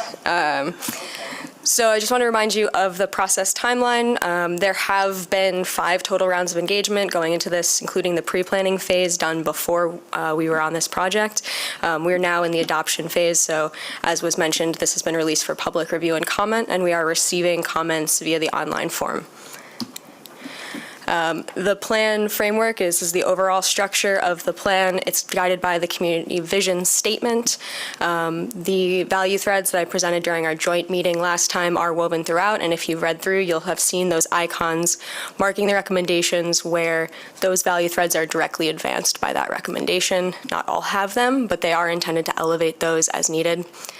The goal areas are the plan chapters, and today we're going to talk about 1 through 4. And within each of those goal areas, there are 3 objectives and subsequent recommendations that represent projects, policies, and programs intended to achieve the outcomes of that goal area. So the structure of the presentation will include the same summary slide that you saw during the joint meeting, and on subsequent slides I have listed out the recommendations within each objective. I will point out a few things on each, but I'm going to pause after each slide and let you tell me which ones you'd like to talk about. I think there are some that are fairly straightforward, may not require much discussion, but if there are things that you think are worth having conversation about here today, that'll be the opportunity to do that. So the first objective under the Great Neighborhoods chapter is to create complete and stable neighborhoods. Within these first four, there are some fairly straightforward recommendations about regularly updating the housing needs assessment that helps sort of guide the goals for creation and preservation of affordable housing. That's more about understanding conditions and being able to plan towards them. Implementing guidelines that build upon existing neighborhood development. We know that Grand Rapids is growing and that development pressure will reach all neighborhoods. All areas will experience that growth and change. And so finding ways to sort of respond to and enhance the general development character of existing areas. The third is a number of tools that improve the relationship between higher intensity and lower intensity uses. This is everything from step downs to setbacks to landscaping. There are a number of tools within that that could be considered to ensure that as areas change, there is as much comfort in that transition as can be accommodated. And then ensuring that the public has access to information about development so that there are some programs that are already in place that may want to be continued and new tools potentially explored. So I'll pause here if there are any that I'd like to talk about in any more detail.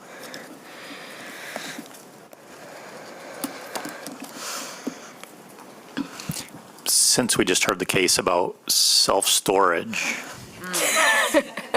do you have any insights on, or maybe some examples of how that's being handled in other cities who are trying to get more density, but then accommodating self-storage?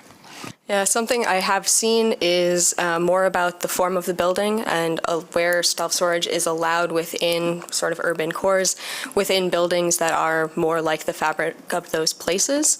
But otherwise, I think a lot of the policies I've seen are in line with what you have about having these uses towards the edges where there are larger parcels, where it does meet sort of the development pattern of those places. But I'll say generally this is a common issue for growing cities with pressure to provide more residents, and sometimes that comes with smaller units, which means self-storage, and these things are complicated in many jurisdictions. Like I know of some, like the Courtyard Marriott with the apartments and the condos there, they have storage units dedicated to residents in those buildings. I don't think that's a current requirement for us. I don't know if, yeah.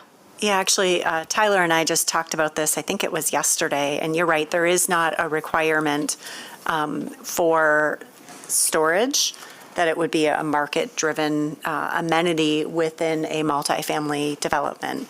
But I think that that's a fair question, especially as we look at our micro-unit density bonus and whether there could be, lessons learned, whether as we apply this or have applied this over the past few years, perhaps there is an expectation that in addition to bike storage, there might be a requirement to add some additional resident storage inside those buildings. So I think that that's something that has been on our radar. Again, how much is it appropriate for, the zoning ordinance to dictate that versus a market-driven amenity that, I've seen in Toronto, for example, that a lot of them, almost all the multifamily buildings I've been in do have resident storage. So it seems like we would get there at some point, but I don't know what that threshold is and whether it's necessary or appropriate for us to require it until then. Yeah, I would love to see a way for it to be encouraged, not required. I do think that, if you're a young person or don't have much means and you want to rent an apartment, like renting a storage unit in addition to that is sort of a privilege that you could potentially choose to do or not. If you really want all those Christmas decorations or whatever it is, then you can rent that. So as someone who's done a lot of work in multifamily, I would say I do see it could be advantageous to have in a 40-unit apartment building, say 20 storage units, small storage units, that actually the rental rates can be quite beneficial to a developer because the space you're providing is quite small for $100 a month or $90 or whatever it is. You can actually make that pencil pretty well. It's just having dead space within your apartment building is the primary driver, right? If you have a basement parking level or if you have some other space that you just are not quite sure how to use, does not really work for apartments, then it can make great sense to do something. And I think it might be wise to consider how do we encourage that in units. I wouldn't say a requirement for, a storage unit for every apartment or anything like that, but to have some of it, I think would be something to think about, and it would help reduce some of that stuff we're seeing. If you start requiring it for every unit, then why not just build an extra closet too? Right, then just build the unit bigger. So if it's an and optional charge thing that extra, they're charging more for, then it makes sense to build. And then maybe it's just an awareness issue for a developer versus, something that doesn't make financial sense. Right. I've lived in several condominiums, and I've downsized considerably to the one I'm in now, from 2,600 square feet to 1,000. I got rid of many things, and they do have a storage unit. What I've experienced when I lived in Seattle, I was renting, and rentals don't necessarily, and I would assume it's a cost factor of some sort, but I do think that if you're moving to 500 square feet, there are things that are maybe more seasonal, like camping gear and things like that. But I wouldn't require it. I think it's a market-driven thing. Okay. Anything else here before I move on to the next set? I will just say I appreciate 14A. I think having the ability in the future to, with a database where you could go to a parcel and click on it and allow it to bring up the entire submission for a new project, even if it didn't come here, right? Even if it was a plan review or something like that, I think would be really beneficial just in general for the community. So something I do appreciate that being there and would love to see something like that developed.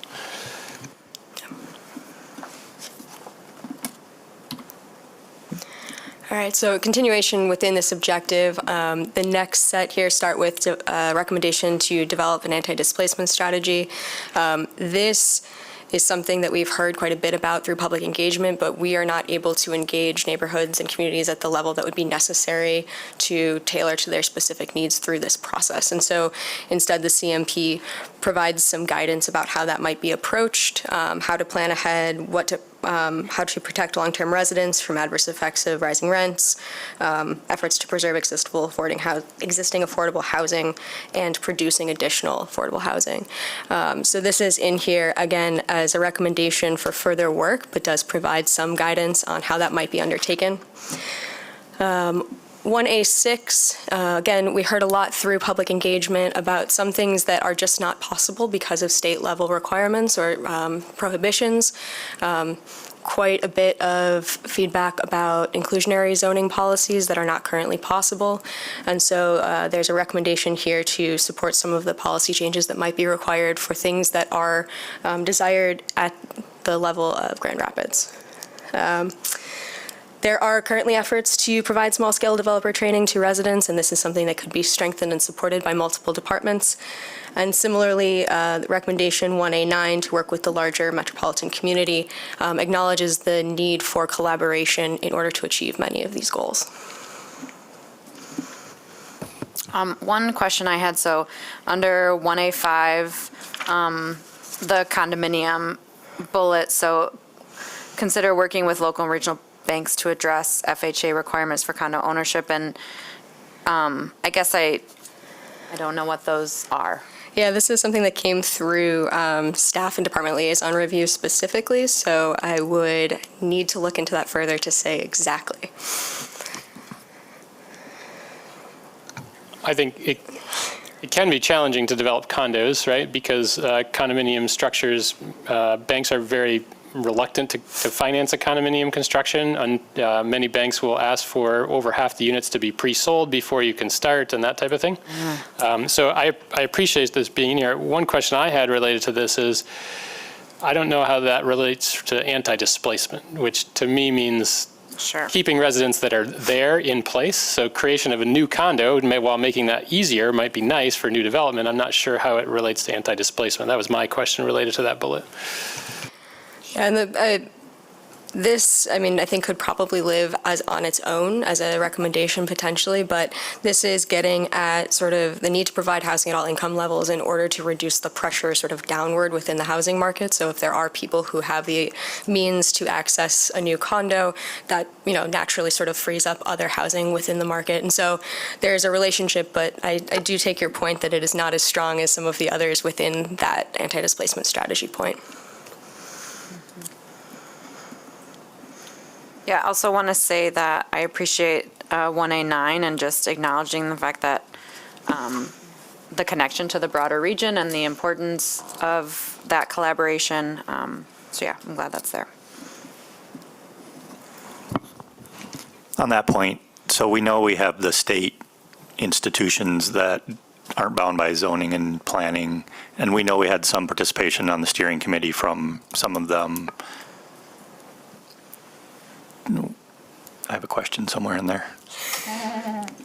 How much buy-in? I've always thought that the planning was the way to get the best buy-in from these institutions about, you know, the input onto what's going on, so that when things are done either by the city or by developers or by the institutions, they're sort of on the same page. Do we feel like we got that in this process? Enough input from the state institutions that we've not always had the best experiences with? I don't know that we've gotten a lot of. I don't know that we got a lot of input from our institutions at this point thus far. I would still suggest that, you know, a planning approach to continue that work is the most appropriate mechanism for us to keep pushing our state and local institutions to continue to partner and work with us on housing solutions. Yeah, my question wasn't about housing solutions in particular, more on the overall process. Oh, sorry. I was focused on great neighborhoods, so that's what I was thinking. Yeah. And we did have Grand Valley participate in our steering committee. So there was quite a few major institutions that were part of the steering committee process. I'm not sure that that's the same thing as providing general input throughout the process. Yeah, I guess you would think that, like, we have the RAPID identified as a relevant overlapping master planning process. It seems like the city master plan would have overlapping with some of the state institution master plans, ideally. Did you have more on that? I don't want to. Okay. Related to the 1A5, the anti-displacement strategy, how extensive of a strategy do you envision? I'm just curious. I think planning, protecting, you know, informing the residents of their options is really important. I just wonder how this plan can guide future decision makers in knowing where that line is between protecting 5 single-family existing houses versus a larger development that may or may not incorporate affordable housing, but increases the number of available units. So how does the preserve really work out? Yeah, and I don't have a perfect answer for that. I think that it probably looks different in different places and in different communities.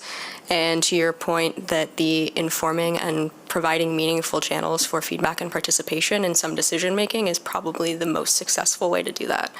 But again, I don't think that we got to the level where I can give you a perfect answer to that question.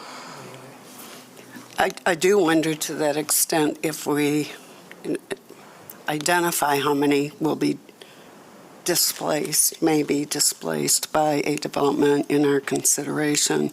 And I don't know that we always have that unless citizens come and speak. But I have, Yeah, I think it's a difficult thing to measure. Last week a couple of weeks ago, we had, on Bridge Street, a large development with no parking. Was that going to displace? So having that maybe be before us in our analysis, and then, of course, weigh the cost-benefit analysis of that. I have a question about 1.8A8. I think one of our steering committee members, Dale, was interested in providing a response, if that's okay. Hi, Dale. I'm sorry. Dale Hoteling from the steering committee. I have some experience with the displacement question as well. I was the habitat director in Palm Beach County, Florida. And one of the things that the city of West Palm Beach required is if a developer is going to be displacing people, it's on them to find new places for them to go. So we were looking at redeveloping where 6 houses were, making 13 housing units out of that area, and abandoning an alleyway that was really not being used for anything. In fact, it was pretty much abandoned already, and then creating housing, affordable housing for 13 families instead of just the 6 that were there. But we would have to have also covered the expense of relocating the people who are currently there in order to overtake that property. It's a heavy load maybe for a developer, but we were a nonprofit that had to look at that too. Yeah. CDBG money could have been available for that purpose. Habitat doesn't take typically government money for anything except infrastructure and that type of thing. That may have changed since my time in it, but that's the sort of thing that I know I was pushing to get that as a part of this plan, so that people who just are getting pushed out for redevelopment have some recourse for their ability to not be completely eliminated from the process. Mm-hmm. Mm-hmm. Okay. And that type of example and creative thinking is why this plan isn't just living in the planning department. Because of our state legislation, we would be limited to incorporating a solution like that or an idea like that through our land use decisions. But certainly there is probably more opportunity through our community development programs as well as our economic development and programs. And so that's the kind of and it's an example of a solution of things that we want to put on the table for discussion when we develop that anti-displacement strategy and figure out what are some ideas, what are some models that are working around the country, and then what levers can we pull through other channels like economic development, for example. Is that an option? I think in that, also I think the history has shown us that displacing neighborhoods in particular, this is, sometimes we think of it as an individual, but neighborhoods by either the way we build our roads or the way we expand for a GM plant over in the Detroit area where it happened, where they removed a whole neighborhood. You know, what is the value and how do you weigh that? But you can never get that back. And I know there's efforts now in transportation dollars nationally, I've seen, to take down some of those barriers that have displaced neighborhoods and things like that. So I think that's a good goal to have, because it's very deep and very complex, but very important of what you do, either through redlining or other kinds of development. If we can go on, I do have a question on 1A8. Support efforts to provide small-scale developer training to residents. I don't know if, is this an effort to train residents to be developers and to build houses? It is to expand the knowledge of developers to residents who are interested. So if this is not someone who's going out to build multifamily housing, for example, but who wants to build duplex or quadplex, how is the knowledge shared so that more people benefit from those smaller scale opportunities? So do we see this as, do we get applications from residents that want to do building? And how many do we, I mean, is this a Well, big thing? this is what we were, Susan, this is what we were talking about earlier with the emerging developer program through economic development. This is a perfect example of that. I didn't think it was about residents. I was thinking about people that are in the business, understanding some of the new incentives or availability or efforts of this. I don't know why this is I think it's related to for expanding residents. access, right? Expanding access to that development market. I think there has been a lot of commentary about people coming from the outside, or development opportunities are only benefiting non-residents or not equitably across our system, right? So this is an opportunity to get more residents involved in the development process. Yeah, and I do want to add to that. So for the South Division Corridor Plan, one of the things that we did for that was we brought in an organization called the Incremental Development Alliance, and it was during the pandemic, so we did like a virtual kind of intro to small scale development. It was like an evening meeting. It was online via Zoom, and it attracted I'd have to look back at the attendance sheet, but I believe it was like upwards of 60 people attended and showed interest. So we know there's interest out there for things like that. They offer other trainings where they have like a weekend-long boot camp, and they're not the only organization that I believe does stuff like this, but there was strong interest when we did the intro as part of that process. My question isn't about the training. It's why is it restricted to, why are you targeting residents? We have a lot of good builders. They could be residents. Residents might want to get into that trade, but it's almost like we're trying to create a skill set for people who don't want to work in the building. I don't know. It just doesn't, it seems like you're thinking that residents might be the only people that want to do that, and it's not a broader community of people that we want to understand, whether it's existing developers or tradespeople or things like that. Well, I think Commissioner Joseph was pretty succinct in that we know we have individuals that are interested, but our current systems and knowledge base and opportunities really disproportionately seem to attract individuals from outside our community. So I wouldn't suggest that we'd hold a training that was strictly limited to residents of Grand Rapids, but rather that would be our target effort, is to make sure that current residents that do wish to become developers have an opportunity to build their knowledge base. But it's not to say if a resident of Wyoming, for example, wanted to attend the training, I don't think that would be appropriate for us to limit. Are you defining resident as a homeowner? No, someone that lives in the city is the way I define it. Yeah. But then that must mean they rent or live in the city. I mean, they own property.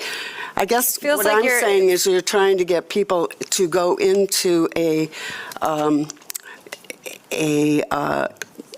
trade, and it's just residents. Just because you live here doesn't mean that you want to be there, and there are other people beyond that. But it's not necessarily, it's not going to force you to be a part of it if you want to be a part of it. That's why I guess I asked, what's the demand for it? It's just expanding access, right? I don't know. Okay. I would say based on the commentary that we receive through various planning efforts, including this one, as well as the incremental development experience, there is significant interest by individuals who reside in our community. Now, whether they rent or they're landlords or they own their property, there is an interest in trying to understand, I have a single-family home or I want to buy a single-family home. How do I create it into a duplex? What are the tools I need or resources I need? Okay. Anything else before I move on? Okay. Into the second objective. So a number of the recommendations within 1B talk about expanding housing diversity. So 1B1, B2 and B3 all speak to different ways that additional housing types might be allowed within what are predominantly single-family areas. 1B4 talks about assessing and reducing barriers to innovative housing solutions.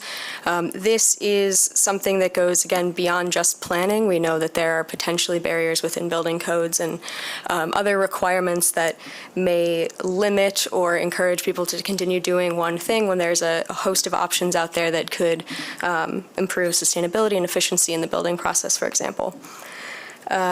1B5 talks about opportunities to increase home ownership, and again, this goes beyond just planning. There are a number of departments that could be involved in incentives and programs to connect people to resources.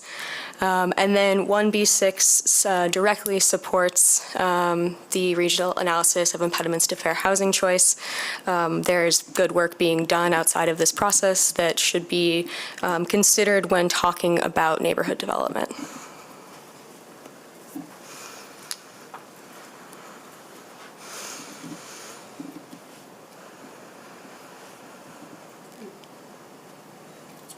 All right, great. So Objective 1C talks about sustainable practices in development projects, and this has a sort of wide range of implications. One of the most prominent of which is supporting implementation of the Climate Action and Adaptation Plan. There's a lot more specific policy work being done through that plan, and so this is intentionally supporting those policy recommendations. This objective also looks to improve visitability and accessibility for new and substantially remodeled units, enhancing community assets like green spaces and other third spaces, and looking to opportunities for fresh foods throughout communities with a focus on neighborhoods of focus, food desert areas, and economically challenged neighborhoods. Again, some of these have been identified through other plans that are also relevant in advancing that work.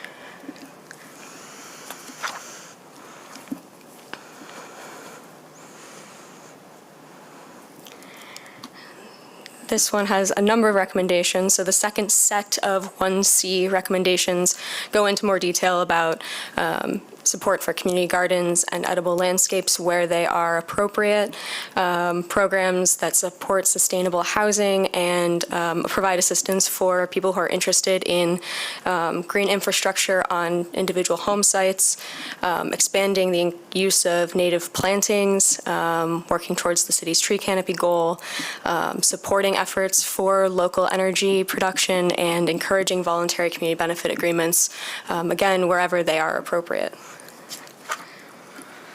Just on support of sustainable housing, which I think it's great. Are we talking about existing or new building or both? It could be both. So retrofit projects came up specifically, so weatherization, energy efficiency, et cetera, but I believe that this would apply in pretty much all situations. Thank you. That's good. Yeah, I just want to say I think I'm excited about 8 and 9 here, just as a resident and on a personal level. We have lots of aspirations to use native plants and don't know what we're doing at all, and so to have some additional city resources for that would be, or resources from the city to help kind of guide residents who want to do that, I think would be great. And I would say that it's something that came up with that is having a landscape manual is a very simple tool, but especially as landscapes change and we acknowledge that, part of climate adaptation and mitigation will mean that changes further, that having that kind of explicit guidance was something we heard about quite a bit.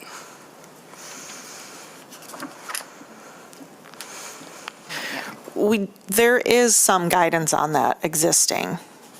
And I wasn't going to bring this up, but I'm going to kind of circle back to it now, going back to the other plans that we're cross-referencing, and I noticed that, Vital Streets was on there, but Vital Streets has been working with a new stormwater management plan with the stormwater department, with the Environmental Services Department. So we've been, because I sit on the Stormwater Commission, so we've been working, and we are currently redoing the stormwater master, that I keep calling it master plan, the stormwater management plan, and part of that has a lot of these things in it. And I didn't know if at any point we were cross-referencing, we've been looking at Vital Streets, but I know we talk a lot about green infrastructure and the landscaping, and have we been cross-referencing and making sure that the updated stormwater management plan and the new level of services that we're suggesting in that stormwater management plan has also been a little bit reflected in this as well. I just wasn't sure if those two things, and then I kind of left it alone because I thought we could go down, there's so many plans and so many, the Green Book and all the things. Maybe that wasn't something so specific, but then as we're actually calling these out throughout, and I'm hearing it, you reading it to me, I'm like, maybe that is something I should ask about. I don't think I have an answer for you right now, but I think I'm looking at you, Layla, sorry. Do you have an answer? I don't. I don't have an answer right now, but we do have a meeting with Environmental Services in a couple weeks, so we can be sure to talk to them about that. And I know that people from their staff have been looking at this plan as well. Yeah, I know. And I know they've been active in it, so I just was kind of curious. Thank you. Yeah, we'll make a note of it and look into it more. All right, thanks, Layla. And I will just acknowledge that there's a lot of work being done, and finding the right line between what is explicitly called out and what is not is something that I think we've talked about quite a bit. So I appreciate that comment. But Yeah, we talked a little bit about, and again in our business meeting earlier today, but we don't look at this as a significant overhaul of our 2002 master plan, that it's an update to try to incorporate new themes and issues that had not been previously addressed, and building upon plans that are in process in other departments, and trying to find where they complement each other but not take over. So Vital Streets, for example, we're not adopting the Vital Streets plan, excuse me, as part of this, but rather making sure that they work together. And the Vital Streets plan will be, updated or maybe updated independently of this. And, trying to keep this not specific to, in this case, Vital Streets requirements, but more letting them both live together but complement as they grow, if that makes sense. It does, yes. But I think the stormwater example might be a good one where we are more intentional about the questions. So, you're not the only ones receiving updates. We have implementation chapters and such that we have to go through with our department liaisons. So we've taken the liberty of looking through who's going to implement these things and get their feedback on them. So we'll be meeting with Environmental Services Department, for example, in Mobile GR, and identify and look through the implementation chapter, which is effectively a list of all of these recommendations, and figuring out who's the primary owner and how will that work, how will we work together. So that will be kind of an ongoing conversation. So. Nope, that's great. I just felt like now that it came back in front, in the front of me again, I'm like, I should probably say something. Related to the tree canopy goal, has there been a new survey, a tree canopy survey recently? Not to my knowledge. I know it's something that between the Office of Sustainability, Planning, and the Parks and Recreation Department, that updating that tree canopy survey, or the flight that measures it is definitely something that we would like to do. It's just trying to make sure we have the funding to do it. Sure. Okay. Because it was last done in 2014. When was it last done? I'd have to look. 2014 sounds about right. Okay. It's been a while. Mm-hmm. As you review these chapters with the different departments, I'd be curious to know if any additional recommendations come out about how the ordinance may be amended to kind of further the tree canopy goal, because I know that we've made some text amendment changes over the past decade that it's ebbed and flowed. How much, as it relates to the work of the Planning Commission, how much we're asking applicants and developers to help promote this goal. So I feel like it's drawn back from where it was a few years ago, and I'm just curious if this is still a priority that is significant enough to justify some additional study.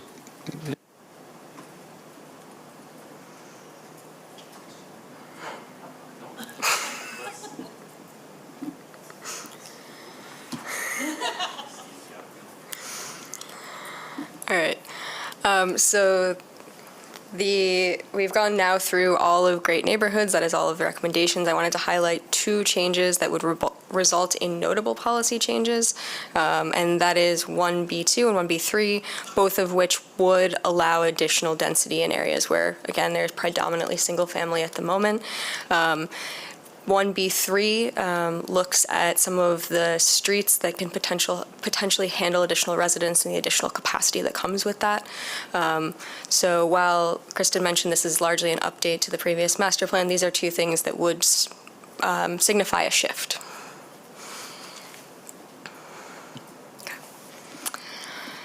So Chapter 2 is Vital Business Districts. Again, you've seen this slide before with a sort of overview of the three objectives: supporting compact centers that provide a mix of uses, improving the accessibility of business districts, and broadening and enhancing opportunities for local services, amenities, and cultural assets.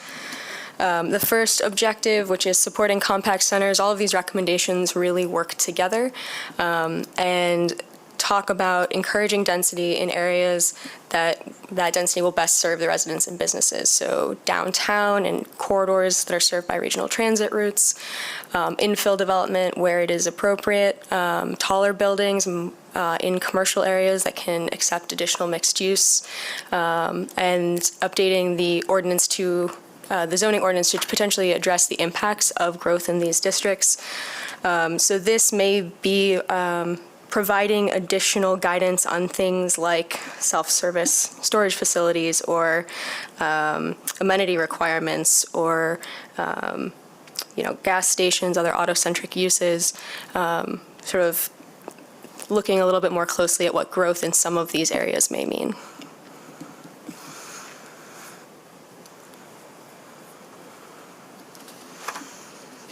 Did the data show anything about our amount of area that we allocate in our plans or ordinance for each zone district? My underlying point, I guess, is when we call for compact centers, there's nothing compact about our city, right? There's long runs of TBA and sprawl. It's America, right? Right. So there's, unfortunately, the order of this does not lend itself to answering this question with the information that you need. But in Chapter 5, there's the conceptual development framework that specifically tries to focus those things into more compact centers. So we acknowledge that there are corridors and those corridors connect places, but trying to locate density where we have this confluence of people and business and transit in an effort to make those centers more compact and more obvious in their development pattern. I think maybe it's somewhere else, but considering parking in all of this, I mean, all of our traditional business districts are suffering from parking requirements, where buildings have been demolished so we can have surface parking lots next to them, which, flies in the face of all of this. So I don't know if this is the appropriate location, but certainly, I would be for eliminating parking requirements in at least traditional business districts, because I think it would make a big difference. But I think that our current parking requirements don't allow us to have the level of like compact centers or the level of density that's going to be productive. And that That is in the balanced mobility chapter. So the development framework intentionally brings together these different topic areas. So while this is maybe specifically focused on the business districts, transportation is addressed more in detail in Chapter 4, and then Chapter 5 intends to bring those together. So we'll get to that in a bit. Thanks. Yep. One quick question, maybe to get some clarity. 2A5 says to update the zoning ordinance to address the impacts of continued growth on business districts. But the bullet points feel more like it's the growth in business districts. Yeah. So I agree. Okay, just curious. I was trying to figure out how it was to address the impacts on what I assume is the businesses, like the business community in those districts, not necessarily the impact of the growth in those areas. So I think that's a simple wording change that would go a long way. On that point, we use the word growth throughout, and as I was reading this, philosophically, growth can mean a lot of different things. And for me, what I love about Grand Rapids is the size of it. Do I want to see it have more, not any more bars, but, or liquor stores, or, well, you don't need any more competition. But anyways, I mean, I want to see it vital, infill, and all of those things. So I'm wondering about to address impacts not on continued growth, but continued viability, so that we infill. I'm kind of wordsmithing here, but I'd just like to hear what others think about. Yes, we have business districts that could have a lot more infill, but it's more about to me, about building a viable business district, which could include less parking and more condensed operation. I don't know if anybody else has thoughts on that. Doesn't sound like it. I would agree with you. I think ensuring longevity and viability, vibrancy within all of our districts is a priority. And not just growing them, but making sure that they're supported in ways that allow for that long-term vibrancy or viability. I think that could be an easy choice of words to make sure that that's clear if it's not already. Okay, thank you.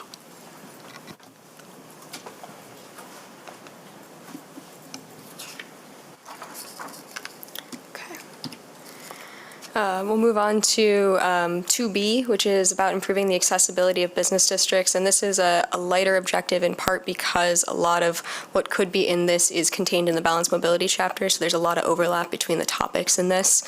2B1 talks about potentially requiring plans to plan for modes other than people driving personal vehicles. So within that conceptual development framework where we identify those sort of nodes of activities, those areas, those center areas, there is an interest in encouraging very explicitly people to not just drive personal vehicles, but to have incentives in place for walking, biking, car share, other modes. And 2B2 talks about setting maximum block sizes within activity centers. Again, the future character and land use map is contained in Chapter 5, so you can reference that for specific locations. But this is talking about incremental changes to primarily auto-dominated areas. So when you talk about like long commercial strips where there's a potential for redevelopment, but you currently have really large pad sites, this would be a way to improve connectivity, pedestrian circulation, and break up some of those larger sites to encourage a more compact, walkable place.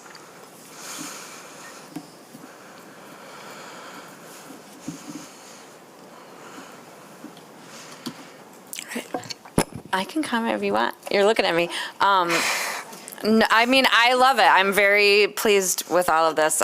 We haven't gotten to the transportation chapter, and we've already talked about transportation so much. I think that obviously the relationship between land use and transportation is so important. I'm really glad to see that it's woven throughout all of these chapters. And the TDM stuff, yeah, we're working on that at my organization, and happy to be partners with the city on it too. So, yeah.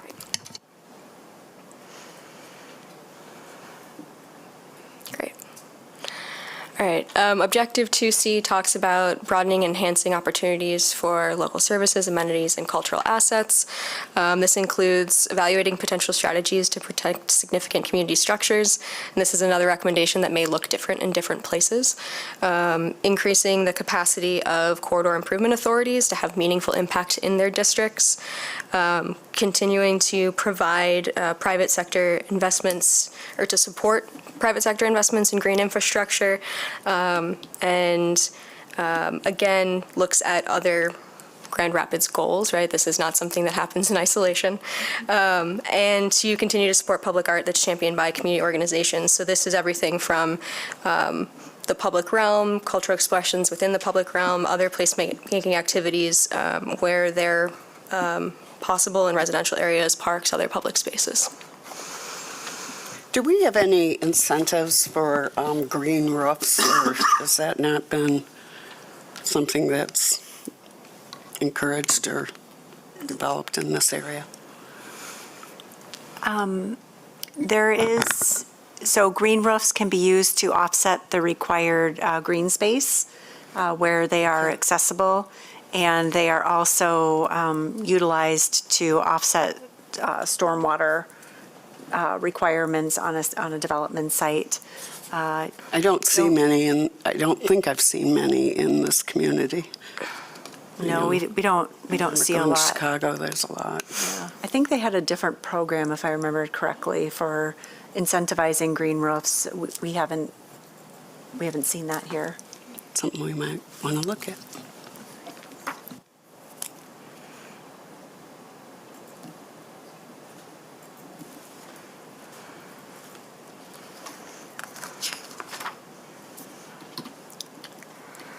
All right, so the two recommendations I wanted to highlight in Chapter 2 are about supporting taller buildings in commercial districts. I'll note that based on current code, this is a minor change in MCN and MON neighborhood classifications, but the NOS district would be increased. And the TDM plan recommendation could potentially create requirements for new development or significant alterations for buildings of a certain size, and put the onus on the developer to provide that transportation demand management plan that is specific to the site. Other cities that I have seen put this in place often have sort of a stock option, so that if it is a burden on that development, there's sort of a set list that can be used, but it can also be tailored to some of the incentives that they would like to provide on that site specifically. For example, if there are car share spaces provided within that development, that may be something that's unique and tailored to them, whereas the stock option might be providing bus passes or other transit incentives.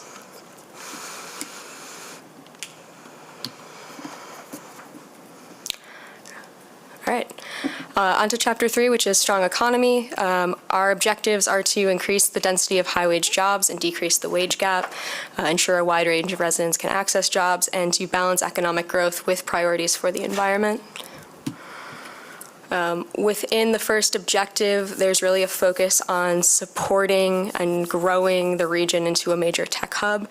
This is one that specifically calls out coordinating efforts with the Right Place and other regional entities who have strategies in place around this topic, and encouraging growth of the life science industries in and near the medical mile, acknowledging the importance of location in facilitating the movement of people between clinical, academic, and research roles, and the benefits to those businesses in that co-location.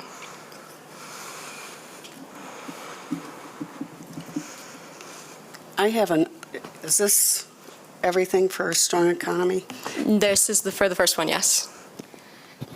Is there, I think one of the things, and there may be good reasons for this, but I think it was brought up by the city manager when we met with the commission, is there's nothing better for building a strong economy than a skilled workforce, whether skilled in creativity, skilled in tech, skilled in, whatever.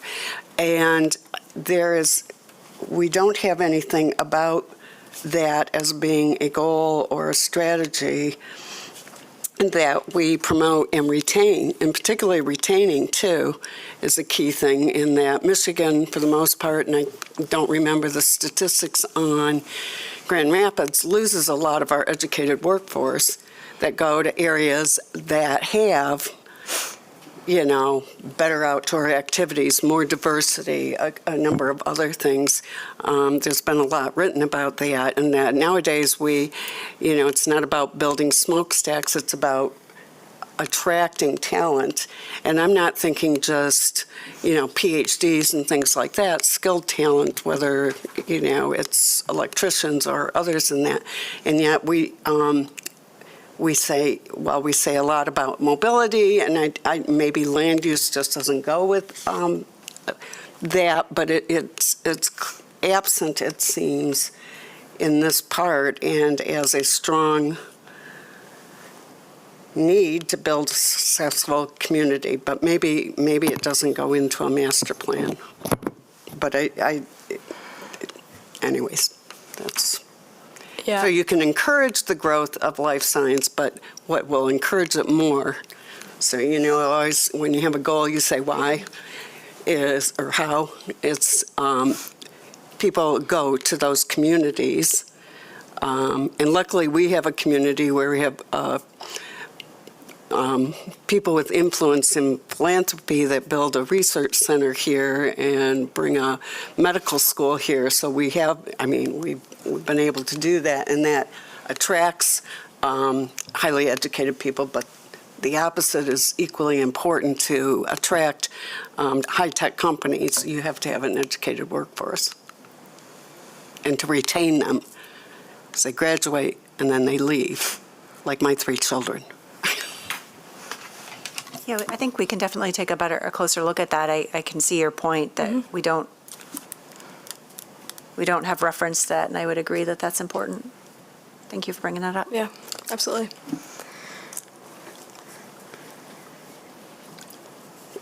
My children maybe wanted to get away from me, but I blame.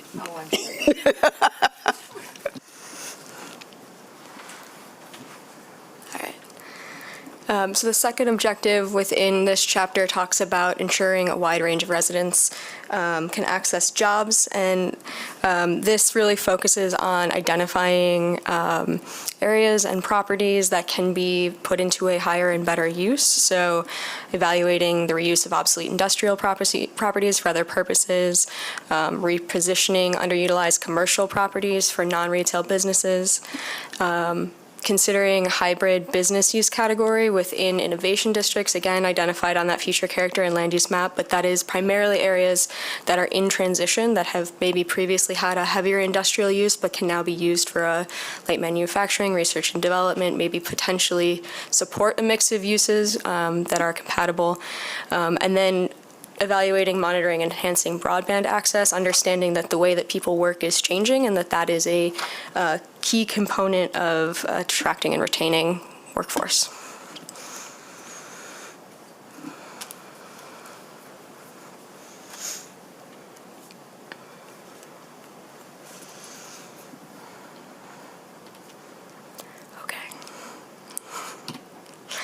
All right, the final objective within Chapter 3 is about balancing economic growth with priorities for the environment.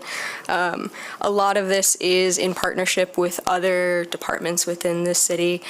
So growing more jobs that are near the workforce. This is potentially about maintaining data on job production sectors, location, and then using that information to inform large-scale projects and the review of those proposals. Promoting the green economy through, special recognition programs or support for local innovators. And then amending the zoning ordinance where it's possible to reduce the impact of industrial uses on surrounding areas. I will say this is something that is already within the zoning code, but that can always be evaluated as land use patterns change. And then continuing brownfield remediation and redevelopment efforts. These sites present a significant opportunity with, they may have environmental contamination or functionally obsolete buildings, but may provide more opportunities for development and redevelopment moving forward. So the city programs and policies should continue to provide the support for those efforts. The recommendation does specifically call out an emphasis on projects within the neighborhoods of focus, which are also located on that conceptual development map for reference.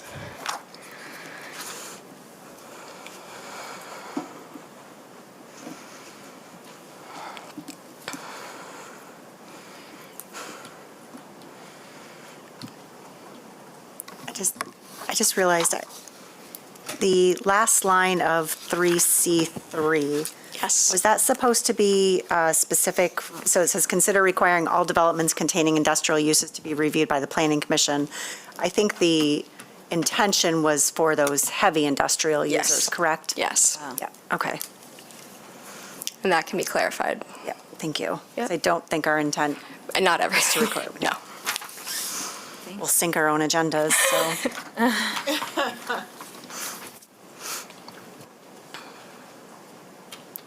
I just been thinking a little bit more about what Susan said, and for me, I've always thought it was place first, and then what you do second. And I think I love the pillar of the strong economy and the contemplating what role can the city play in the economy.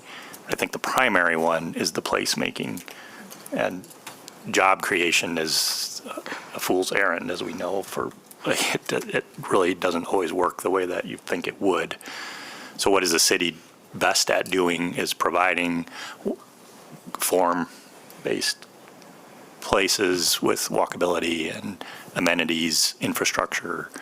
And so I think acknowledging the role of talent and education and skills is important, but I think fundamental to this, and which is why I like the order that this is into, is it's the placemaking that we, the city, should be first and foremost focused on.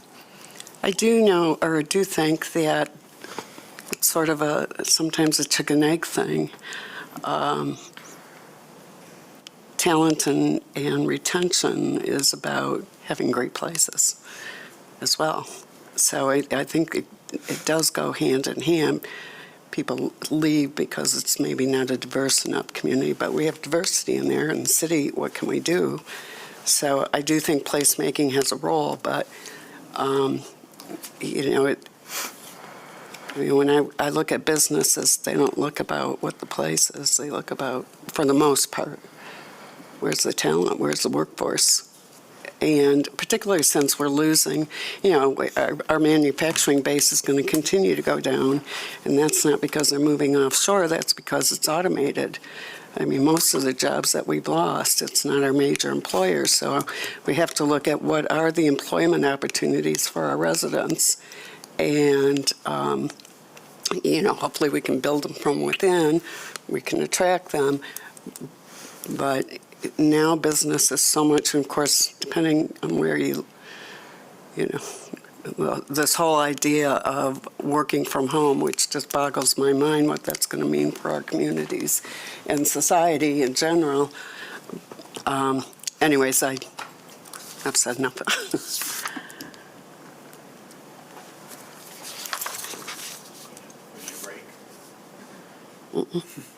We have one chapter left.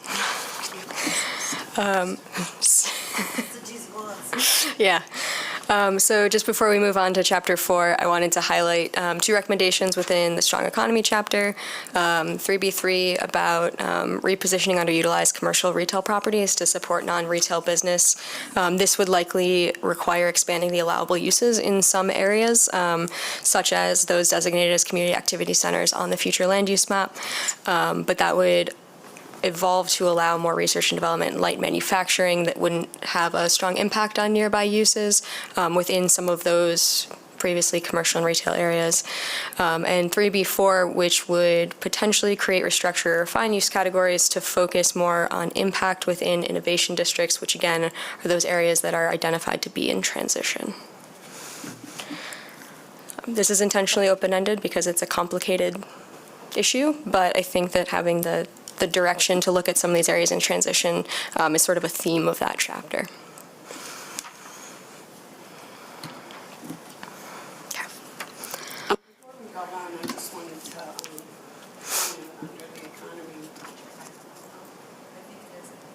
No, it isn't. Before we go on, but anyways, I really love this whole idea of artisan businesses that bridge retail, industrial, and all of that thing, and really can provide to the uniqueness of a community. So thank you. That was kind of a new term for me, and I think that's a place that I would really like to see. It has grown, and it just makes our neighborhood so much more vital. So thank you. Great. All right, so the last chapter we'll cover today is Chapter 4, Balanced Mobility. Again, this is focused primarily on transportation and its relationship to land use. So our objectives are to design and maintain streets that are safe for all users, support viable transportation options that are affordable, accessible, and meet community members' needs, and to generally ensure that we are coordinating land use and transportation decisions together. So 4A, our first objective, is to design and maintain streets that are safe for all road users.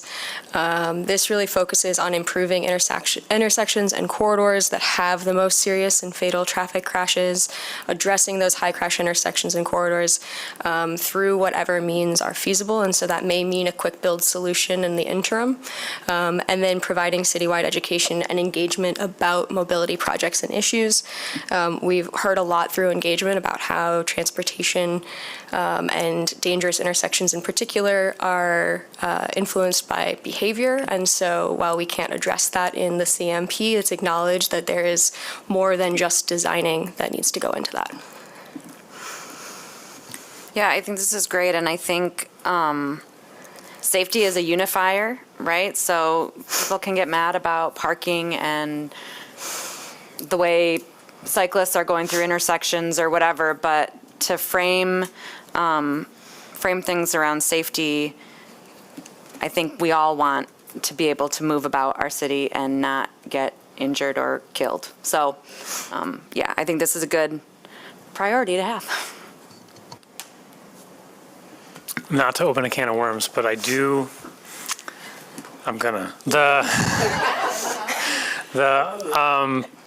focusing on safety, I think, has caused some issues in the past. So I think that I think we need to focus on more than just safety. I like picking on roundabouts. People say that statistically they're safer. If you walk down Wealthy Street regularly, roundabouts are horrid. It requires, so you can't, the pedestrian has to walk around every single intersection. So for the pedestrian experience, it's not a straight shot. It's not simple. It's not straightforward. Those intersections are totally focused on cars. It's also requiring that the driver is capable of looking out for pedestrians and oncoming traffic, all without stopping. And there may be less injuries in that environment, potentially, but there's no way that it's a better solution because it's singularly focused on right-hand turning movements, and it's also still focused on moving more cars more quickly. So I think that there are environments where roundabouts are a good example. I think that they're in the city center is, from an experience standpoint, both on a bicycle and from a pedestrian experience, I would say that they're pretty horrible.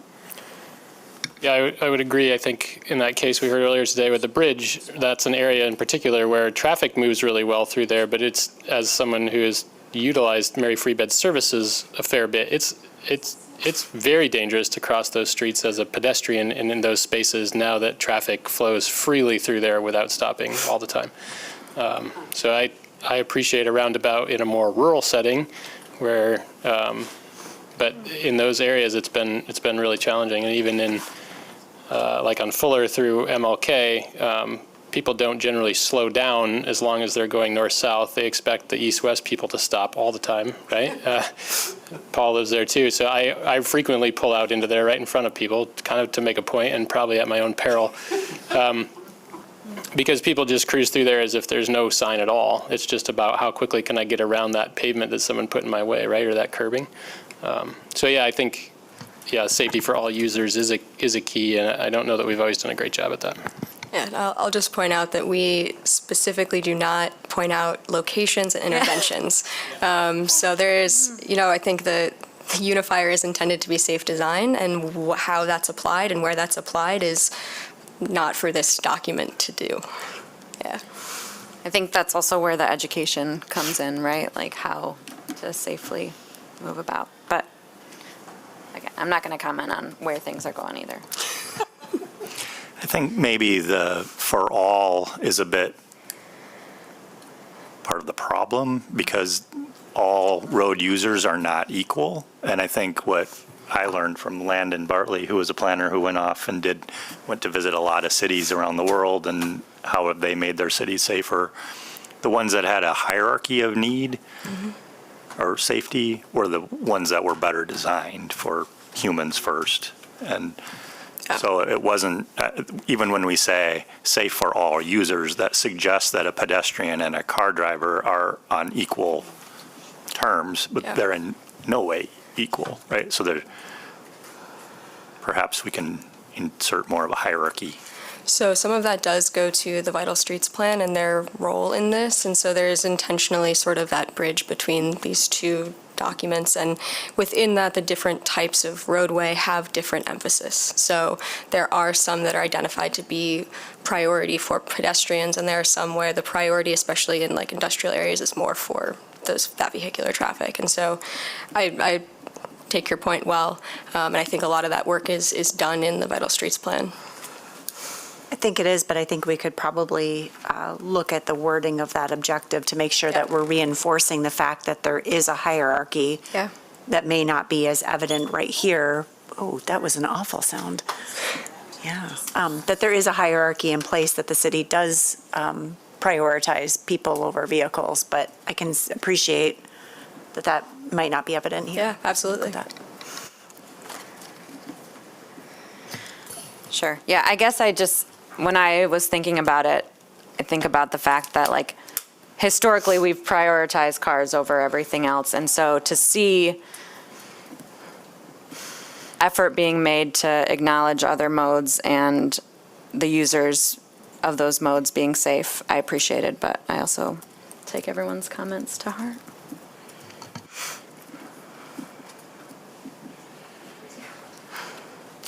Anything else on this before I move on to the next one?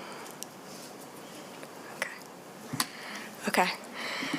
So Objective 4B talks about supporting viable transportation options that are affordable, accessible, and meet community members' needs. So again, we are referencing in 4B1 the Bicycle Action Plan that lays out the vision for a complete bicycle network and supporting the policy direction in that. Supporting shared mobility models to increase transportation choices and acknowledging the emergence of new modes and services.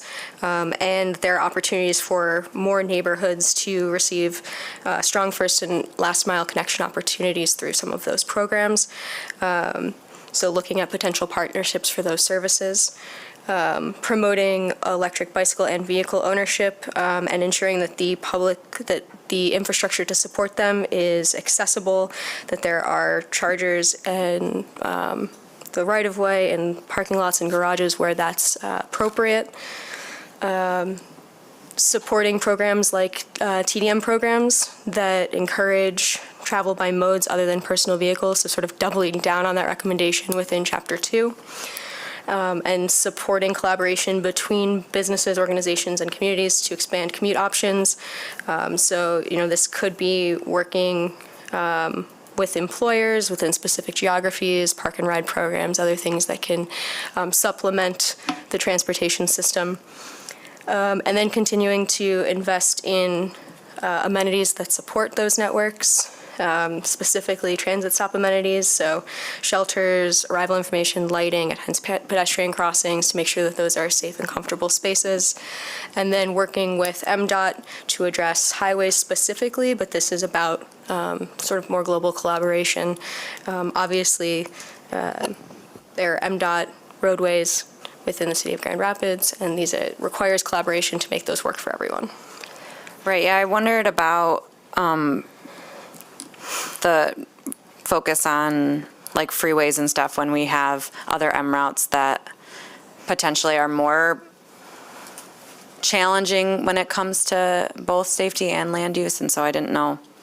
Yeah, that came largely out of public input. I think that was the focus of the comments that we received, and I don't know that it needs to be as narrow as it is, but that was really what was highlighted for us by public input. Was the highways? Yeah, highways. Oh, okay. Highways as barriers, yeah. Highways as barriers, okay.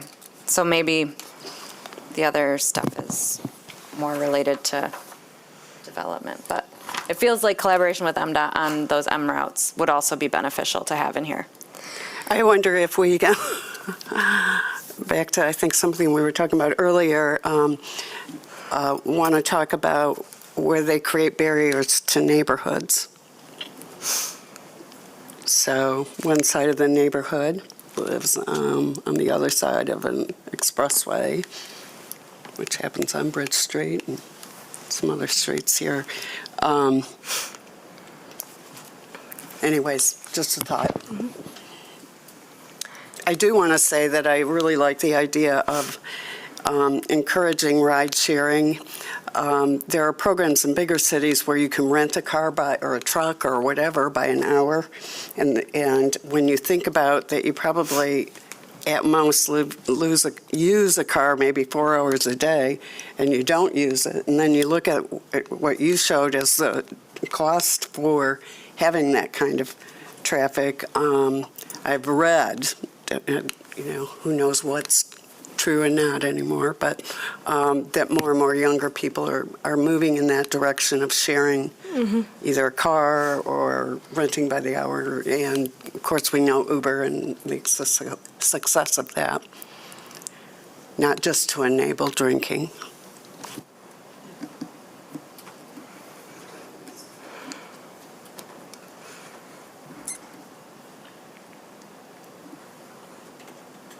All right.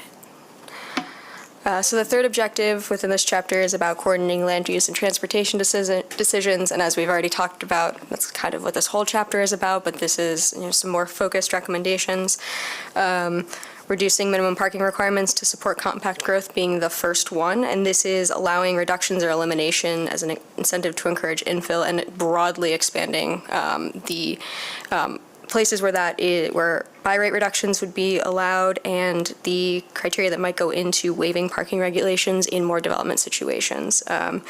So this would, is intended to be paired with efforts to preserve housing and ensure affordability. So there are some other, implications here, but this is opening the door to those significant reductions or eliminations. The next is to limit the size of surface parking lots and minimizing the impact of surface parking lots specifically downtown and in business districts by setting some maximum sizes on new or modified lots. Part of this is also in regulating the amount of impervious area that's being added to sites and some of the considerations that come along with large swaths of asphalt parking. There's a recommendation to establish mobility hubs at some of those key locations. So those nodes of activity is identified on the development framework map. These are intended to be sort of compact areas within neighborhoods, centers of employment, or transit-oriented destinations. And so focusing on transportation options within those areas to support that growth.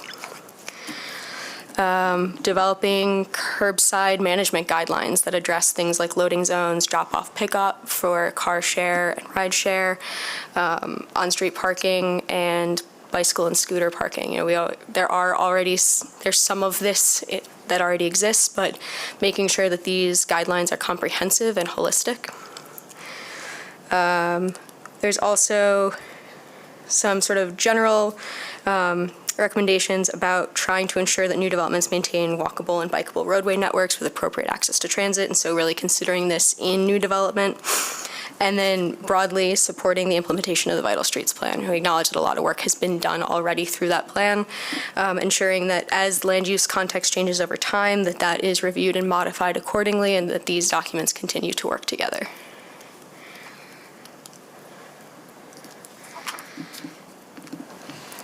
So when we created the TOD zone district, there was lots of excitement about what that could mean, but it hasn't really seemed to have gotten a whole lot of traction for us.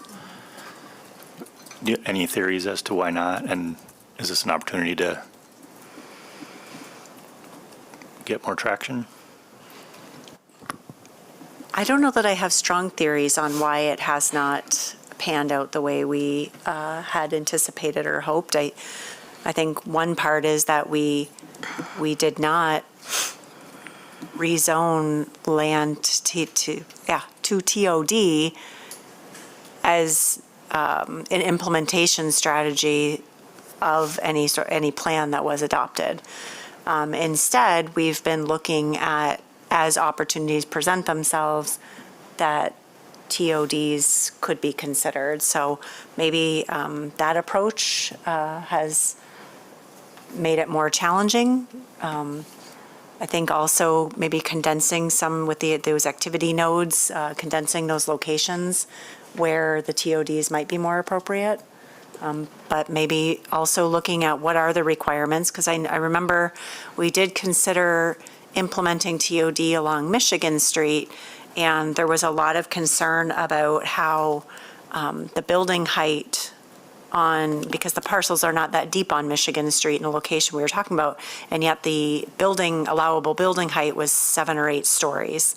And the community, while in concept TOD seemed very favorable, going to 7 or 8 stories on Michigan Street was not.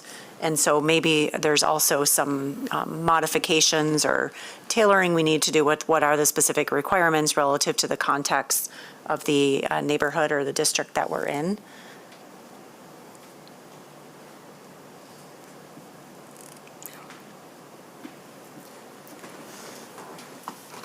Emily, have you seen any great explosions of development around the TOD concept?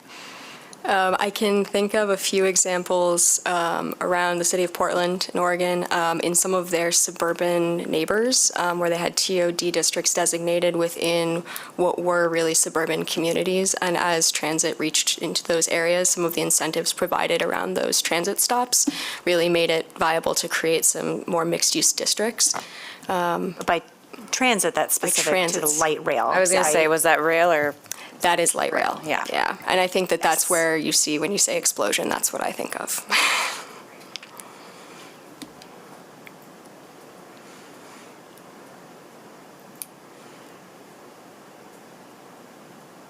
Okay.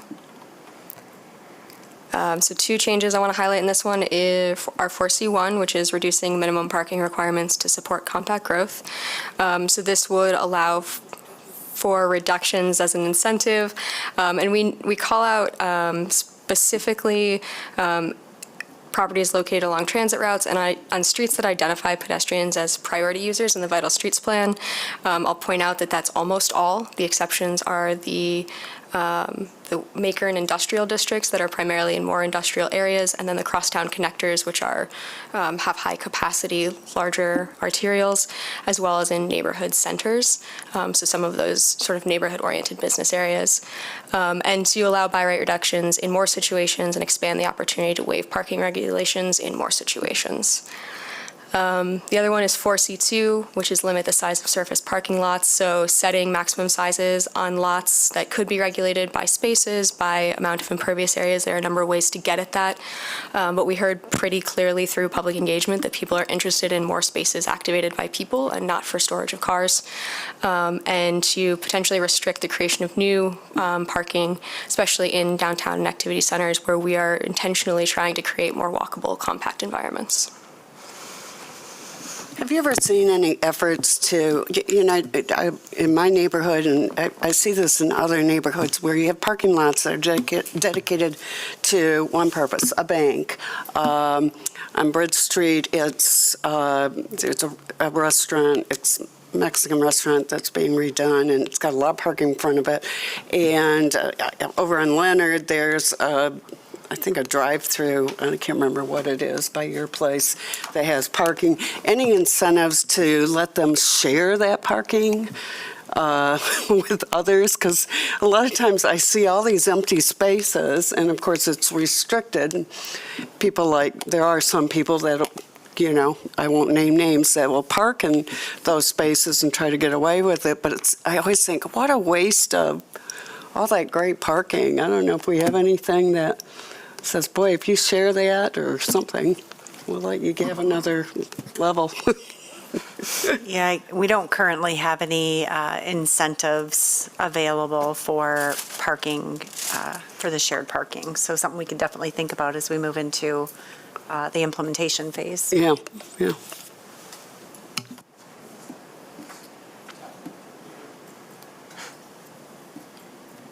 Okay. So that is all of the content that we wanted to cover today. There will be a second of these where we will talk more about the desirable development character chapter, which is unique in that it isn't quite the same structure. Rather than the objectives and recommendations, there are a series of maps and character types to discuss. We'll also look at the area-specific plans that are also being adopted. And Layla is going to talk a little bit about what that process looks like.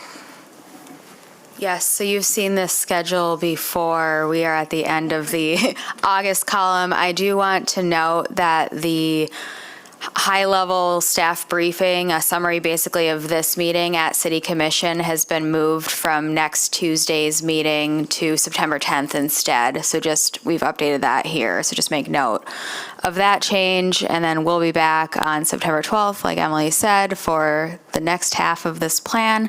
And then the plan will go through. We may come back also for any comments that we want to discuss that we're receiving via the online form. The public comment period will end October 16th, and then it will go through the public hearing process, both here and at City Commission, with an adoption date tentatively set for December 3rd, or the 17th is backup.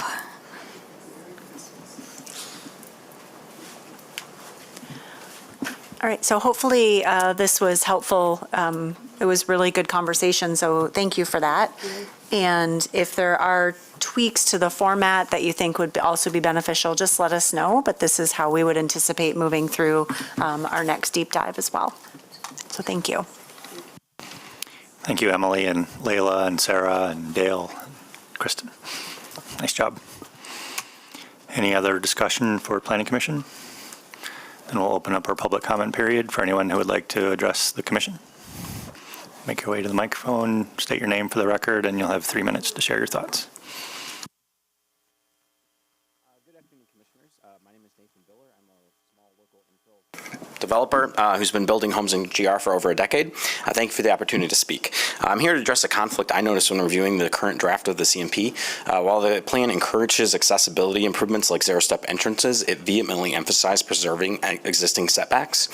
These conflicting goals often force developers like myself to make compromises that hinder accessibility and walkability, values I think we all share.